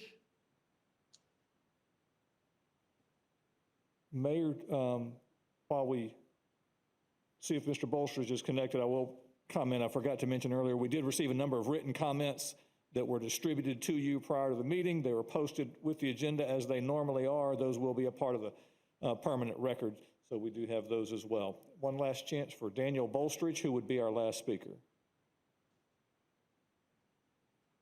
All right. Is there anybody else here present that has not had a chance to speak that would like to speak? Move on to the agenda. We are on to the sharing of ideas. We'll start with you, Mr. Mayor Pro Tem. Thank you, Mr. Mayor. I have 2 items. Both, I think, were addressed in unagended speakers by various people. First one is the Robinson store location on Holton Street. I've kind of dug into it, and thank you, Mr. City Manager, for providing the information that we had. And I went back and looked at some of our agenda items, and the last update I think we received was Neighborhood Affairs would be working with the community to see what the future of that site would be. Based on the comments we've heard in the outreach we've seen, I do think it would be appropriate to halt demolition. I think from the meeting minutes that you sent, City Manager, that wasn't a city advisory board that is in the sunshine and has noticed agenda items and that sort of thing. Is that correct? Mr. Manager. Thank you, Mr. Mayor. I believe that's characterized correctly. Commissioner, you asked me a follow-on question. I didn't quite have that discovered. Ms. Perkins indicated there was a vote, but I don't believe there was, but it's the community action team that was stood up as part of our neighborhood efforts now several years ago and really led the charge on the Neighborhood First program. And so that was the group that was engaged. I'm not clear if there was actually a formal vote or not. And so I'm still working to discover that answer. Ms. Perkins indicated there was, but I don't know that for sure. Okay, yeah, thank you. And first off, I just want to, thank the citizens that engage in these boards and help give us guidance and that sort of thing. But on the same way, we wanted to ask the Midtown Working Group to make a final determination of a garage site. I think with the people who want to be engaged and have a further conversation, I think we owe them, that public conversation to see where we go with this location. I don't know if demolition's the best decision. It may be, but I think it's worthy of having a noticed public conversation so we can hear from everybody and try to make the best decision for that neighborhood. Mr. Mayor Pro Tem, I think Commissioner Williams-Cox wants to ask you a question on. Let me just say this. This meeting happened almost a year ago. And a decision was made and they were following along that path. Now, I got involved on Monday because I got a call. And I'm one of the ones who asked that we pause. Because what I was being told by the chairman of the CAC was that they did not receive in writing a report. They received it in summary over the phone, and they had no numbers to look from. So what I asked the city manager and assistant city manager Tedder to do was to provide the report, provide the information. And in doing so, I also learned, and you got this information, all the commissioners got this information, there were 1,500 letters that went to bond addresses. Now, I understand that people may not have looked at them or what have you, but they also have neighborhood meetings. They're led by Talithia Edwards and Chris Daniels, and I've heard from them as well. Yes. So what I don't want to do is I don't want to go into a neighborhood and tell them what they should do. They should be deciding what it is that they need to do. And based on that, a year ago, some folks decided on demolition. And it's a year later, a whole year later, and we're now still having this conversation. And in my conversation, I know Ms. Perkins may still be listening, and this is what she said to me, is that when she started reaching out, she had accepted that fact that it was going to be demolished. She was preparing a ceremony to bid farewell to the building. And that's not uncommon. We do that in our culture and history. That's how we do. But when she started calling people in the neighborhood or who used to live in the neighborhood, I don't know if they still live in the neighborhood, they didn't know anything about it. So I think we just need to make sure that this thing is postured and positioned where it needs to be, and it's the folks in the neighborhood who should be deciding, who thinks that they've already decided, but now some folks are saying that they didn't know, so now and so to say that city staff didn't do what they were supposed to do, I'm not saying you're seeing that, but I'm just saying all of the documentation that we have received follows the process and procedure that many follow.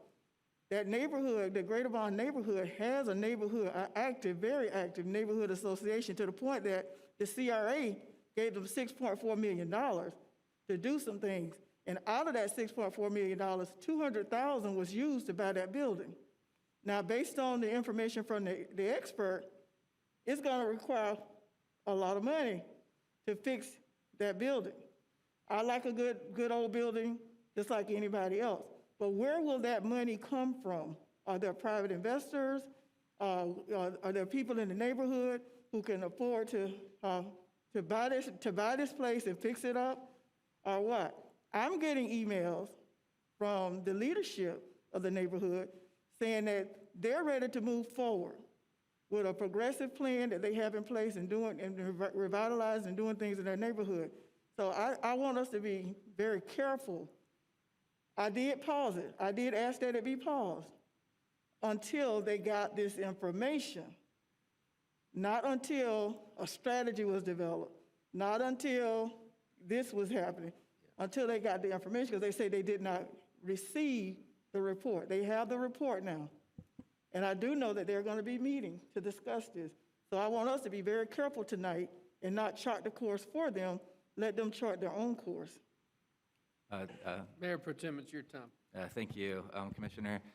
Madam Attorney, is there any precedent where we allow a neighborhood association to make a final decision on what happens to city property? We've been utilizing these committees to sort of give input. These really are, from my estimation, staff or city manager level decisions. But they're taking input because that is important to this community and important to this commission. That's my understanding. Mr. Manager? Mr. Mayor, and if I may, there's a little crossover here because the building is a CRA right. property, and I know that this group is also the CRA board, but it's owned and controlled by the CRA. And our CRA director is here. And my understanding is that that was the direction of the CRA board to work with the neighborhood. I'm not sure if it was designated as the CAT, and if we want to go deeper in that conversation, we can. But I believe that was the direction. It was to the CRA, and so the CRA is in control of the property and any ultimate demolition that might happen. Now, there's a lot of interplay, and we certainly try to support each other. Our neighborhood affairs group that has that strong relationship with the CAT in the neighborhood, it was using its process and resource to get the feedback through that means. Okay, thank you. Yeah, so I would just add, I'm all for empowering neighborhoods. If we want to set out and spell out how each individual neighborhood can make decisions on public property, I'm happy to go down that path and figure that out and make sure it's consistent across our entire community. If we want to do that, let's do that. I mean, my concern here is this is a public piece of property that's scheduled for demolition that hasn't had any elected or official board, even a citizens advisory committee input, and that's abnormal for, I think, our normal processes. So I'm wondering. That's not true. We've acted on this because we've gotten updates that we have accepted. And that's what I was going next is, our last update on this, when we voted to acquire the property, it was for neighborhood benefit, and this meeting to determine demolition was kind of a step in that direction. And there was consensus at the meeting maybe to see it demolished, but there was also consensus at the meeting to see it become a tech facility. So I'm wondering, are we taking all the components as a whole and really making a decision? So I guess where I'm going is I just think it's worthy of a bigger conversation. The last update the CRA received, Neighborhood Affairs was already working with the community to develop an action plan, and I don't think we should buy a property, demolish it with no plan of action going forward. So what I was going to propose is we schedule an agenda item to come back with Neighborhood Affairs to provide an update of what they learned from the community, what the suggestions are, and halt demolition until we have that conversation. So if I could jump in, Mayor Pro Tem, and I'm asking the city attorney on this, this is a CRA issue. That's correct. Not a So it City of should come before Tallahassee the issue. CRA. So the appropriate venue would be during a CRA meeting to make the motion to bring back the item to the CRA. On Correct. point, Hold on, just a second. Madam So- Attorney? As I understand it, it is a CRA property. If it's a CRA property, then it needs to go before the CRA board. And then at that point, the proper motions can be made. Okay. Go ahead, Mayor Pro Tem, sorry. Yeah, just to follow up that, to give direction to Neighborhood Affairs, that would have to come from the City Commission or the CRA? My understanding is that there has been some assistance from city staff as these processes on various issues have been worked out. And so I would think that certainly the city manager is going to have staff there, and he can speak to that. But as I understand it, they have been working to assist as needed on certain things that were trying to be done or developed. Okay. Mr. City Manager, so is it correct, our last update was that Neighborhood Affairs would work with the community to come up with what we're going to do with the site? Do you have an update on where we are in that process? Is there a plan of action already outside of the demolition? Mr. Manager? Mr. Mayor, I'm going to ask, you see the entanglement of the city and the CRA, and the Neighborhood Affairs certainly is in a supportive role of the CRA at this moment. I think Assistant City Manager Tedder might be able to help a little bit with this, and I'm going to ask him to provide his answer. Mr. Tedder, welcome to the meeting. Turn your mic on. Wayne needs you to turn the microphone on and speak up. Thank you, sir. Apologize. Mayor and Commissioners, thank you. Over time, the CRA, each meeting that you have, when it's a regular meeting, we have regular updates in your agenda material and the consent item, and we do it exactly for this purpose, to make sure that you are informed as you're going through the process over time. We have included in a couple of the updates the status of this store and the demolition. you absolutely, when you authorized us to purchase the site at an agenda item, we said we would go back and work with the community and determine what they wanted to do with that building before we did anything with it. And if there was issues that we had to bring back to you, we would do that. Our agenda materials and the consent items did indicate that we had worked with the community, and we did that through the neighborhood and community service staff. They are the ones who are staffing the Neighborhood First program. They are the ones closest to the people out in the community. And so they held this CAT group together and said, okay, what do we want to do with this facility? A lot of the comments that you heard today about commemoration, having these type of tech centers, that was a part of the discussion during those meetings. I was not at that meeting. I know Ashley Edwards, our Parks and Rec director, she was there, can talk personally about the comments at those meetings. But that was conducted. We got the feedback from them, and they decided that the best thing to do based on the information that was provided with the report was to demolish the building and have it a commemoration later down the road. And that information has been reported in your agenda materials and the consent items, not only to the board, but also to the Citizen Advisory Committee on multiple occasions. Okay. A follow-up question on that. Do you find it abnormal that a citizen's call with 9 individuals would direct the final policy? That's what I'm struggling with. It seems like that wasn't an official advisory board that made that recommendation, and it seemed like there may be a consensus on that phone call, but there was never a vote or a group action. I find that unusual. But back to the updates, the CRA updates, they've continued to say that Neighborhood Affairs would work with the community and come back with, or to help develop the future of that site. And that's what I'm asking from the city position. Are we actively working with Neighborhood Affairs to come up with a plan? Is that ongoing conversations now, or is that being saved for a later date? The plan after the demolition was to come back and work with the committee and determine how to use the site at a later date. Okay. And I'll wait for a CRA meeting to rule on the demolition, but I do think we're at a city commission meeting, and we should expedite that process with Neighborhood Affairs, engage with the entire neighborhood. If there is a unanimous or a majority opinion there not to demolish it, I think we should explore that possibility. It may be too expensive to pursue, but I think we owe the public the conversation before we go down that path. So I'll restate that motion to just expedite Neighborhood Affairs interactions with the neighborhood and update the city commission on possibilities for that site. Madam Attorney, help me here. Are we in the proper forum to entertain the motion? Your microphone, please. As the city manager has said, some of these issues are a little difficult because support is being provided to assist some of the CR staff with some of the initiatives.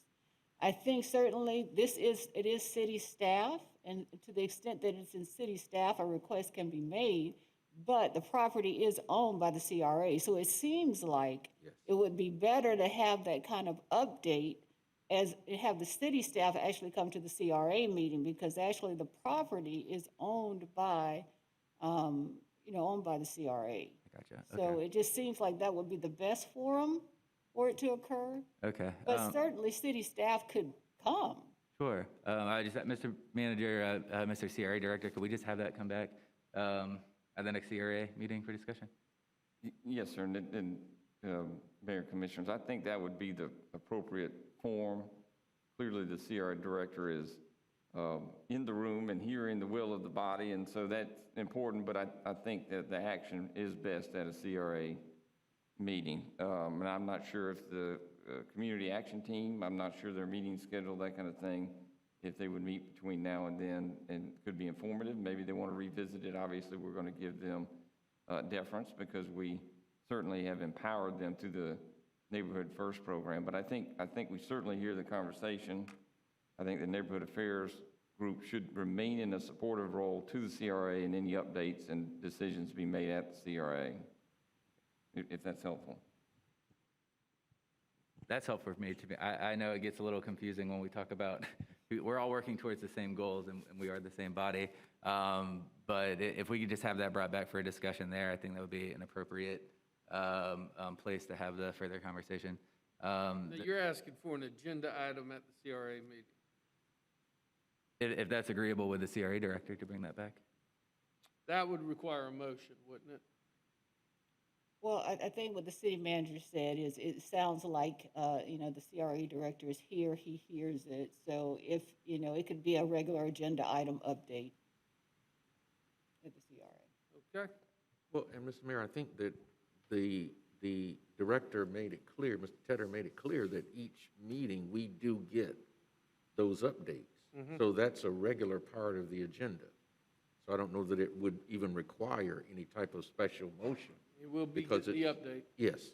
Okay, I believe I'm that's clear. right. No vote, no action. I think an update clear. would be forthcoming. Good. Okay, okay, thank you, Mr. Mayor.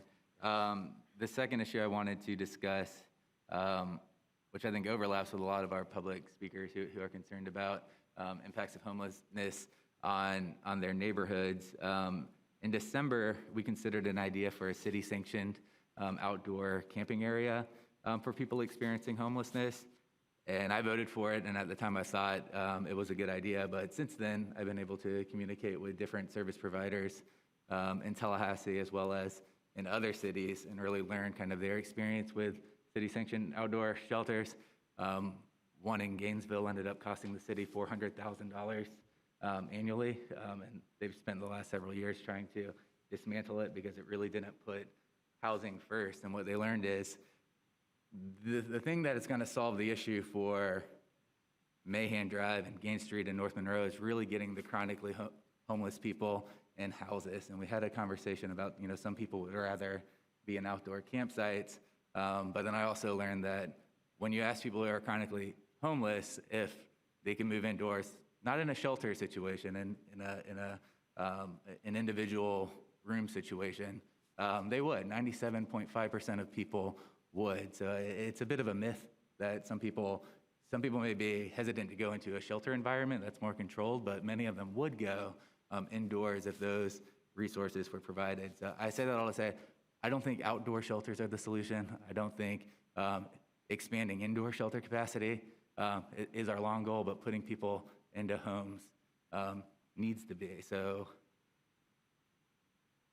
the second thing I learned was the City of Tallahassee dispersed over 3 encampments with the Tallahassee Police Department. And when we look at that, it really just, if we don't provide indoor housing for people to go to, where do they go? They go to your neighborhood. They go to my neighborhood.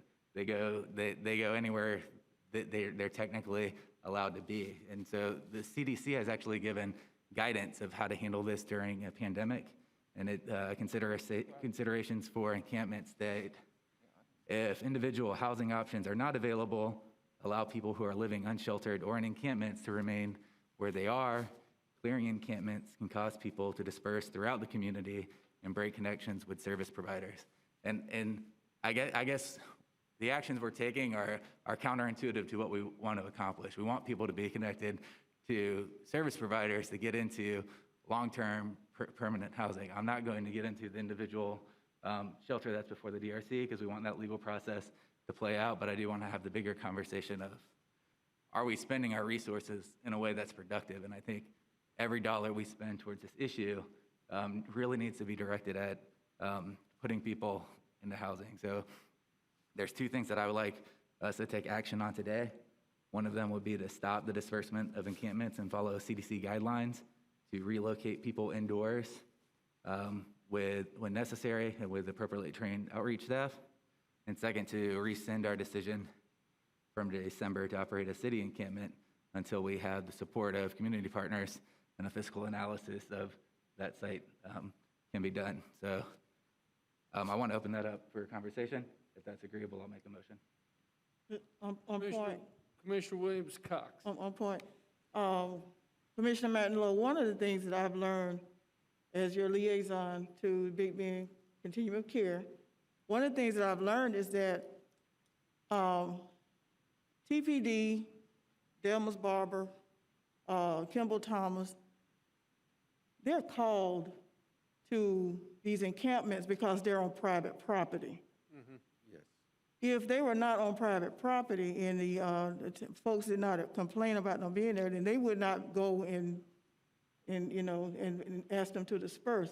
So I think we got to be very careful, because if someone is on your private property or my private property and I called to have them removed, they should be able to do that. But if it's, somewhere else, then the police, as I understand it, Reese, help me out, city manager, help me out, deputy city manager, the police has no authority if it's not private property to ask them to leave. But if they're on someone's private property, somebody's backyard or up to their property or what have you, then the police is called and they have to go, because they're basically then uninvited guests on someone's private property. Is that what that's what I want to understand? So I'm just saying, to your point, we want to be very careful to make sure what you're referring to is public space and not private space. Yeah, well, I thank you for that. I think I'm not talking about people camping in somebody's backyards. There are private properties that are maybe wooded areas that encampments have taken place on historically, and I think we need to recognize that. But what I'm trying to say is we need to get ahead of the problem, not relocating an encampment to another encampment with no warning. If what's going to provide relief to our entire community is finding the resources to put people into homes. And I think until recently, we haven't done these types of disbursements. And I think I'm just trying to say, how do we get ahead of that? Because if we disperse them, we don't know where they're going to go. We may run them from one woods to somewhere else, but they're going to land somewhere. And I think our direction needs to be, as we're spending money, that we don't want to be spinning our wheels trying to solve a symptom. We want to get more involved in housing. And so those are what my two comments are related to. Well, here's our boots on the ground, if you want to hear from Mr. Mayor. Want to get I got Commissioner Richardson and Commissioner Porter first. Go ahead, Commissioner Richardson. Thank you, Mr. Mayor. Commissioner Matlow, you said that we voted to go forward with a homeless camp, a city-run homeless camp. Somebody needs to jog my memory, but I don't recall us that came up in a discussion at the workshop. And Mr. Barber had talked to us about, and as a matter of fact, I think I might have brought this up at the last meeting, about what some other cities had done, but there was no vote here to go forward with a homeless camp run by the City of Tallahassee. That did not occur. Secondly, in my conversations with Mr. Barber and Ron with Parks and Rec, is that when they are called out, when the police is involved, this isn't arbitrarily done. I was out at Market Square the other day taking a tour, and a homeless camp was pointed out to me there that's on private property. But nobody had called the police to disperse the people who were there. They said they are there, and the guy that I talked to said, well, sometimes I even go out and talk with them. But they didn't ask that they be dispersed. But there are people who call the police and our boots on the ground folk like Mr. Barber and ask that these homeless people be removed from their property. Now, where they go from there, again, that's something we can't control. I wish we could, but we can't. They're free to go wherever they want to go at that point. And so I just think we need to be careful about the information that we put out to the public, make sure that it's factual in terms of what we're doing and why it's being done. Mr. Manager, for comment? Mr. Mayor, I do not believe the City Commission took action on like an outdoor shelter. There was discussion. I didn't recall any direction from the commission. I've asked, and I don't believe any action was taken, so I don't know that it would be necessary to reverse any action. There was discussion, of course, exploration of it, but no commission action on that item. Okay, so that's not something where staff is moving forward with? No, sir. Okay. No, we had not been moving forward with that. Commissioner Porter, you had comments? Yes, thank you, Mr. Mayor. Commissioner Mallow, could you clarify your second point? Or your second, you had the two items, one about what we voted on at the workshop, and then a second. The police going out and dispersing. Right, yeah, so Arbitrarily going out dispersing the encampment. the second point was to bring our disbursement policies in line with CDC guidelines, which at this time is not to disperse unless indoor shelter is being provided. And if I can elaborate on that, Mr. City Manager. So of what is the process now? Commissioner Richardson mentions private citizens calling to have camp disbursements and TPDs called out. Do we coordinate with our resiliency teams and the people who are working in the field? Do we contact our service providers to have them come along? We recently worked with teaming up with Appalachia. Do we get a mental health professional to go on those types of camp visits? Mr. Manager? Mayor and Commissioners, actually, as you know, and Mr. Barber, I asked him to come forward because he is our front man. He is our forward resource. I'm not aware of any disbursements of camps. One may fit that definition possibly that was near Bull Run, I believe it was, and the way it would have come to us, I think it's probably a good anecdotal, is that the property owner asked for the people that were on the private property to be trespassed, and there's a process. In that case, that's where we would take advantage of the resources we put in place, not lead with law enforcement, but lead with other resources, and Mr. Barber would have done that for us and connected, I don't know the resources he connected the people to, but went and provided warning, you're on private property, let me connect. And so we put that in place. I'm not aware of any other situations. We do get requests from property owners to trespass people from time to time, but we have made a concerted effort to put a forward process in that doesn't lead with law enforcement, but rather information, connection. And Mr. Mayor, Commissioners, if you would like to hear from Mr. Barber, he can do a much better job than I can with this. Mr. Barber, you want to come provide us some comment? Thank you, sir. I certainly will. And let me say that I've never seen a case where we raided a camp. We have had calls from property owners who had trespassing notices on the property, and we will got it. The police department, all of us will go out and we will trespass them, give them notices. But we've never ever gone in and say raided a camp or something like that. And so we've gone out and we've talked with them, those who were there, said here's what's going on, and that you have to vacate this private property. And that's as far as it goes. Would you be able to speak to the question to the city manager of what's our process when we get those calls? I mean, we know we have service providers that there's case management, case workers with many people. Are they contacted?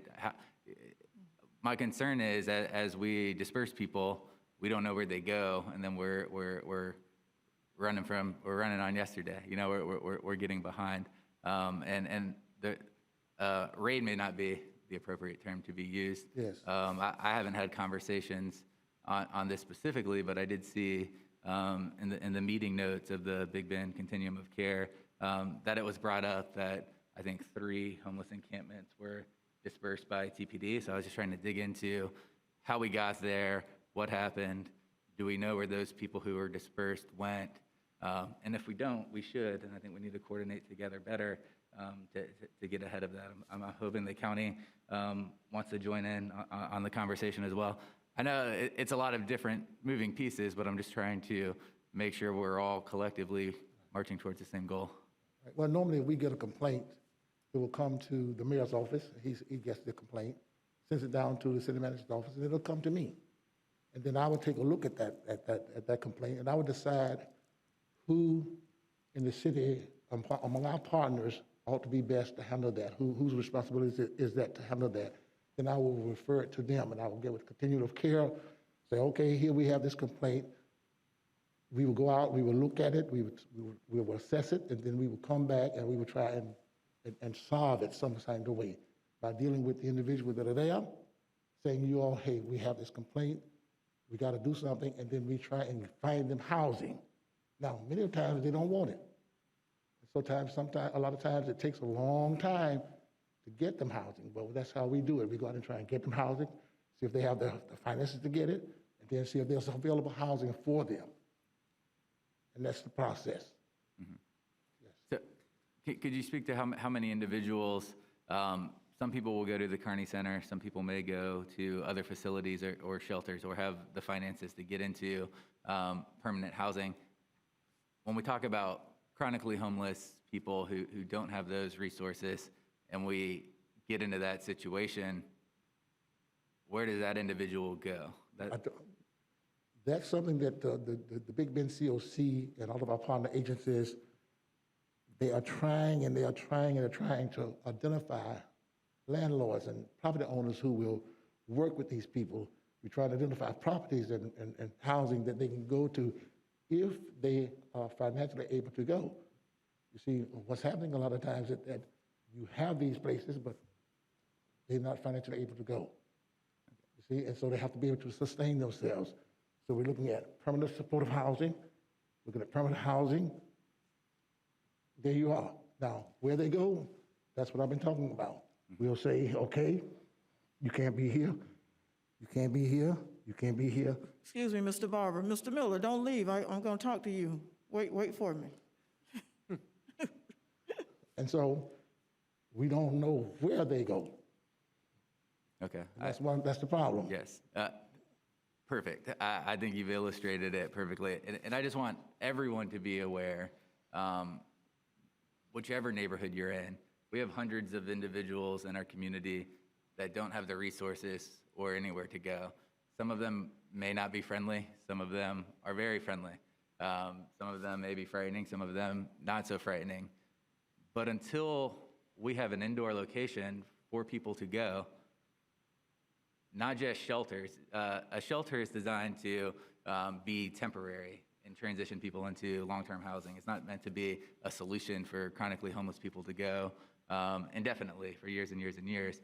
So when we look at all the problems we're seeing across our community, it's going to become clear that we need more resources and we need more individual housing for people to go. And that's the conversation I'd love all of us to join into as a community and as a city and say, can we do better on this? And I think on the other end, we'll see relief across our city. Thank you, Mr. Mayor. Thank you. Commissioner Williams-Cox and Commissioner Porter. No, go ahead. Okay. This is on point.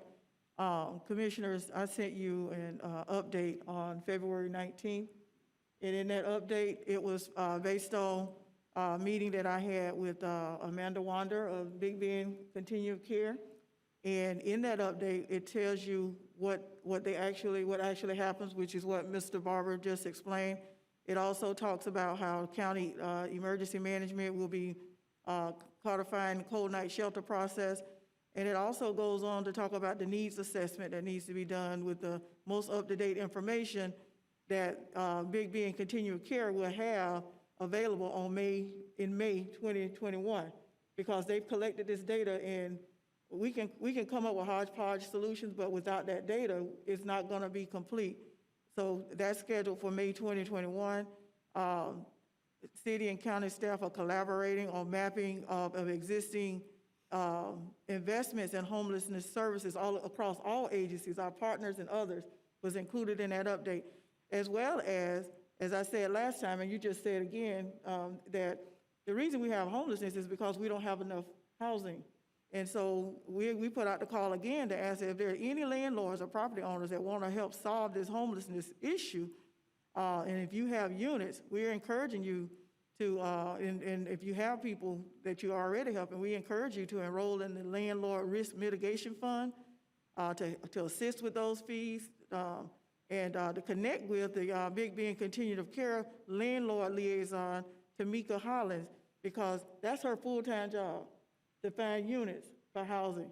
So we can talk about it in chambers all we want, but we got people on the ground out there looking for folks to try to, and units to try to get these people housed because, Maslow's hierarchical needs, they have them as well. And they have the need for shelter just like we all do. And so there are groups that are working really, really hard to try to make this happen. But we also must remember that Big Bend Continuum of Care is our lead agency on making this happen. So we've got to work collaboratively with her. And I offer again, as your liaison on that board, I'm happy to take any questions or concerns to Amanda and that 30-member board anytime, anywhere, to try to make this happen. And we are working very closely, ongoing, closely, talking many times, trying to find solutions. Because, but for the grace of God, I'm not one of those people who are in an encampment or need somewhere to stay. So I just want to remind you that, and I will be sending these updates as we continue to have these conversations so that you kind of know where things are and what we're doing. When I say what we're doing, what we are doing, because I'm there representing us. Commissioner Porter, anything on this issue? Yes, thank you, Mr. Mayor. I have been engaged on this issue as well, as we all have. And what I'm hearing from Amanda and other people are that they really need the city to be a better partner to them, because there are things that we could do that we are simply not doing. And that the main need is, as has been said, long-term supportive housing with services. There, as we've talked about, there are different kinds of people who are experiencing homelessness. Some who have just fallen on hard times and can get up and live independently, and some who cannot, and we can't treat it all the same. So with that being said, I would like to see us have a more robust conversation. There are plenty of alternatives that we are not considering and that we have not invested in, and I think we would be foolish not to because of how great the need is. I mean, it's just inhumane to not do all that we can do, not to mention the impact that it has on those individuals and the neighborhoods and our businesses. So, I also was confused about what direction we took at the workshop, because some of the items were a little bit vague as far as, what direction staff was taking. I'm happy to hear I appreciate the update, Mr. Manager, about sort of the outdoor shelter and what direction we're taking on that, but I would definitely like to see a more concerted conversation about this in the future, which I think I've expressed, so thank you. Thank you. Okay, moving on, Commissioner Richardson, you are recognized for closing comments, sharing of ideas. Just one thing I wanted to point out, Mr. Mayor, that we didn't highlight, which I think we should have on item 13.05, the sidewalk construction. What was most important about that, and certainly we should let our community know, those were addressing our safe routes to school issues. So we were actually, are actually, because it's not completed yet, but addressing the health and safety of our young people as they traverse back and forth to school. I thought that was very important for us to point out. Excellent, thank you. That's all I had, Mr. Mayor. Commissioner Williams-Cox. Thank you, Mayor. Mr. Miller? Based on your public comment, I just wanted to provide you with some information that the City of Tallahassee has had an emancipation celebration for many, many years, since probably the early 1800s, or soon, not long after slaves were freed. In fact, every year, except for last year because of COVID, so we had to do it virtually, General McCook, by way of someone enacting, reads the Emancipation Proclamation every year at the Knott House on the steps. And then there's a festival that has been taking place in the park, in the chain of parks right there in front of the Knott House. Now, of course, with COVID, we'll have to do something very different. So this year we'll be looking at doing it a little differently. Last year, like I said, we had to do it virtually. So thank you for being on board. And I'll say to you, stay woke and listen out, because there will be a celebration. And I'm not sure if you're aware, but Emancipation Day is a paid holiday for city employees as well as Leon County employees. And I'm working with Ms. Altamise Barnes and the Tallahassee Historical Society to make sure that the entire state of Florida recognizes May 20th as Emancipation Day.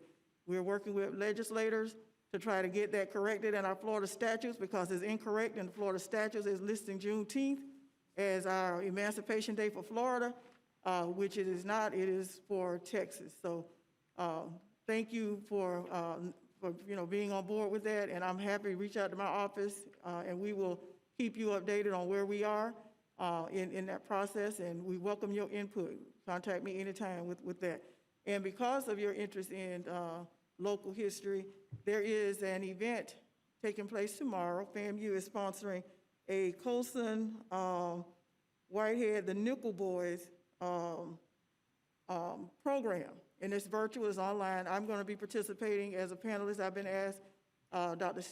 Jerry C., Ms. Ann Roberts, and a number of folks from Frenchtown are also going to be panelists to discuss various things like Emancipation Day, Frenchtown back in the day, and many other things. And that is a virtual, and it is starting at 9:30 in the morning, and it's going to go until 5 p.m.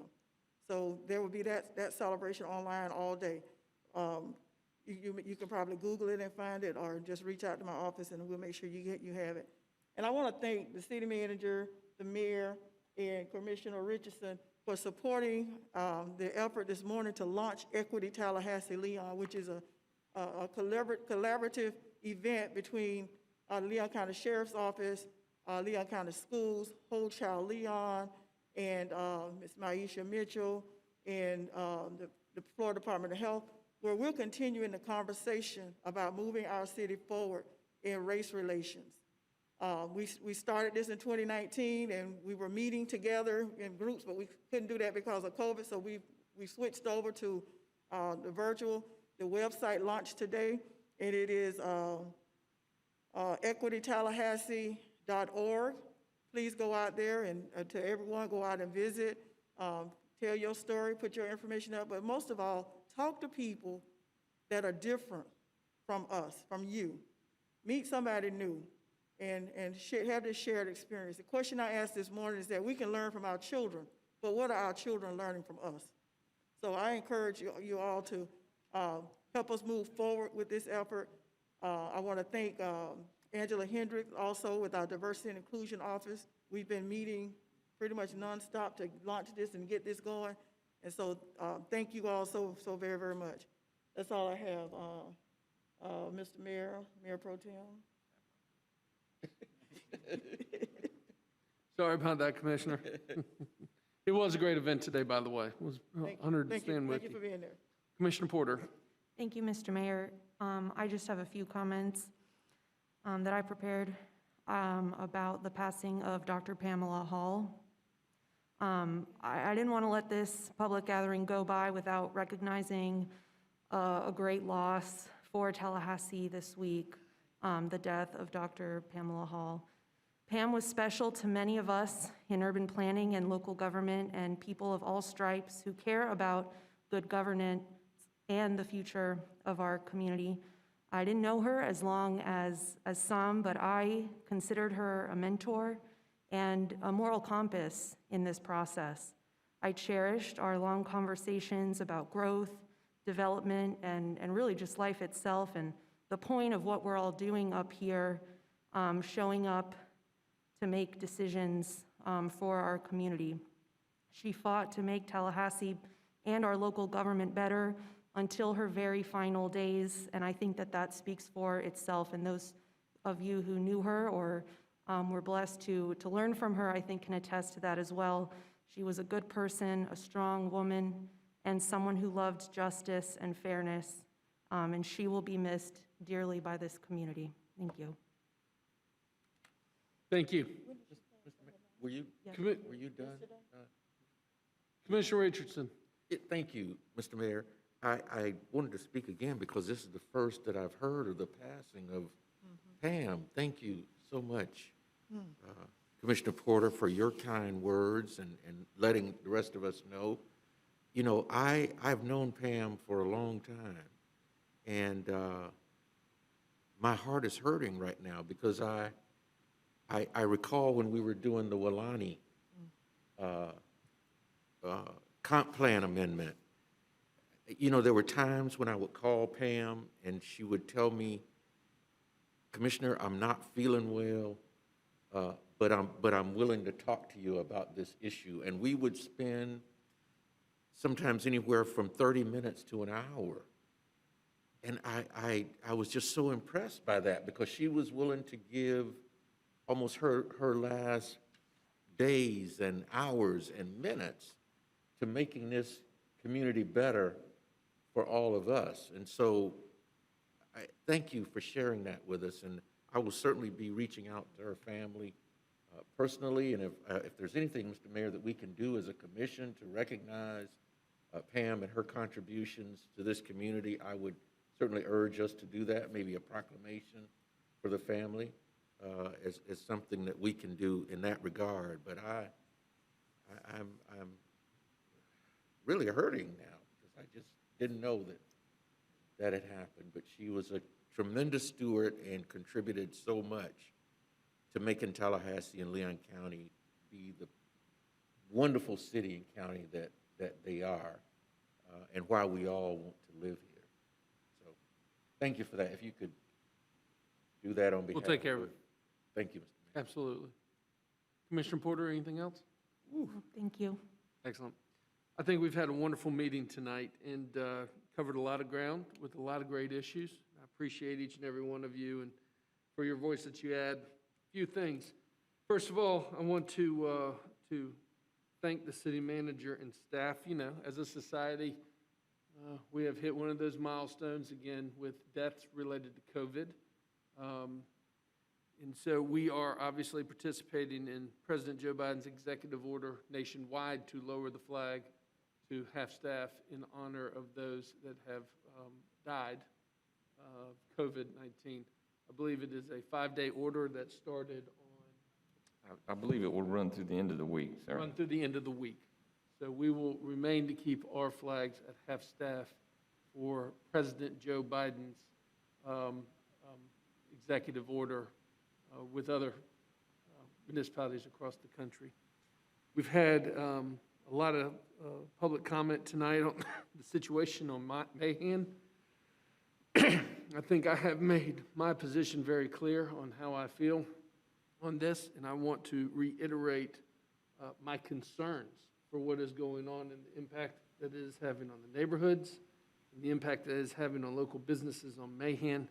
When I hear stories of medical offices having to hire private security to take care of patients coming in and out, that is not acceptable. When we hear about the impact that it's having in neighborhoods and people are not feeling comfortable and safe in their own neighborhood based on personal experiences, we have to keep this issue first and foremost. Now, I will tell you, I'm also extremely concerned. I was asking you about the process when we hear complaints about illegal work being done, not permitted.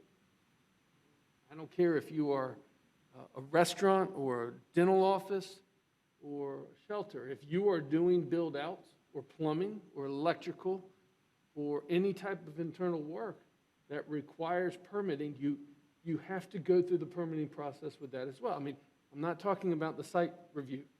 I'm talking about, you know, structural safety of facilities.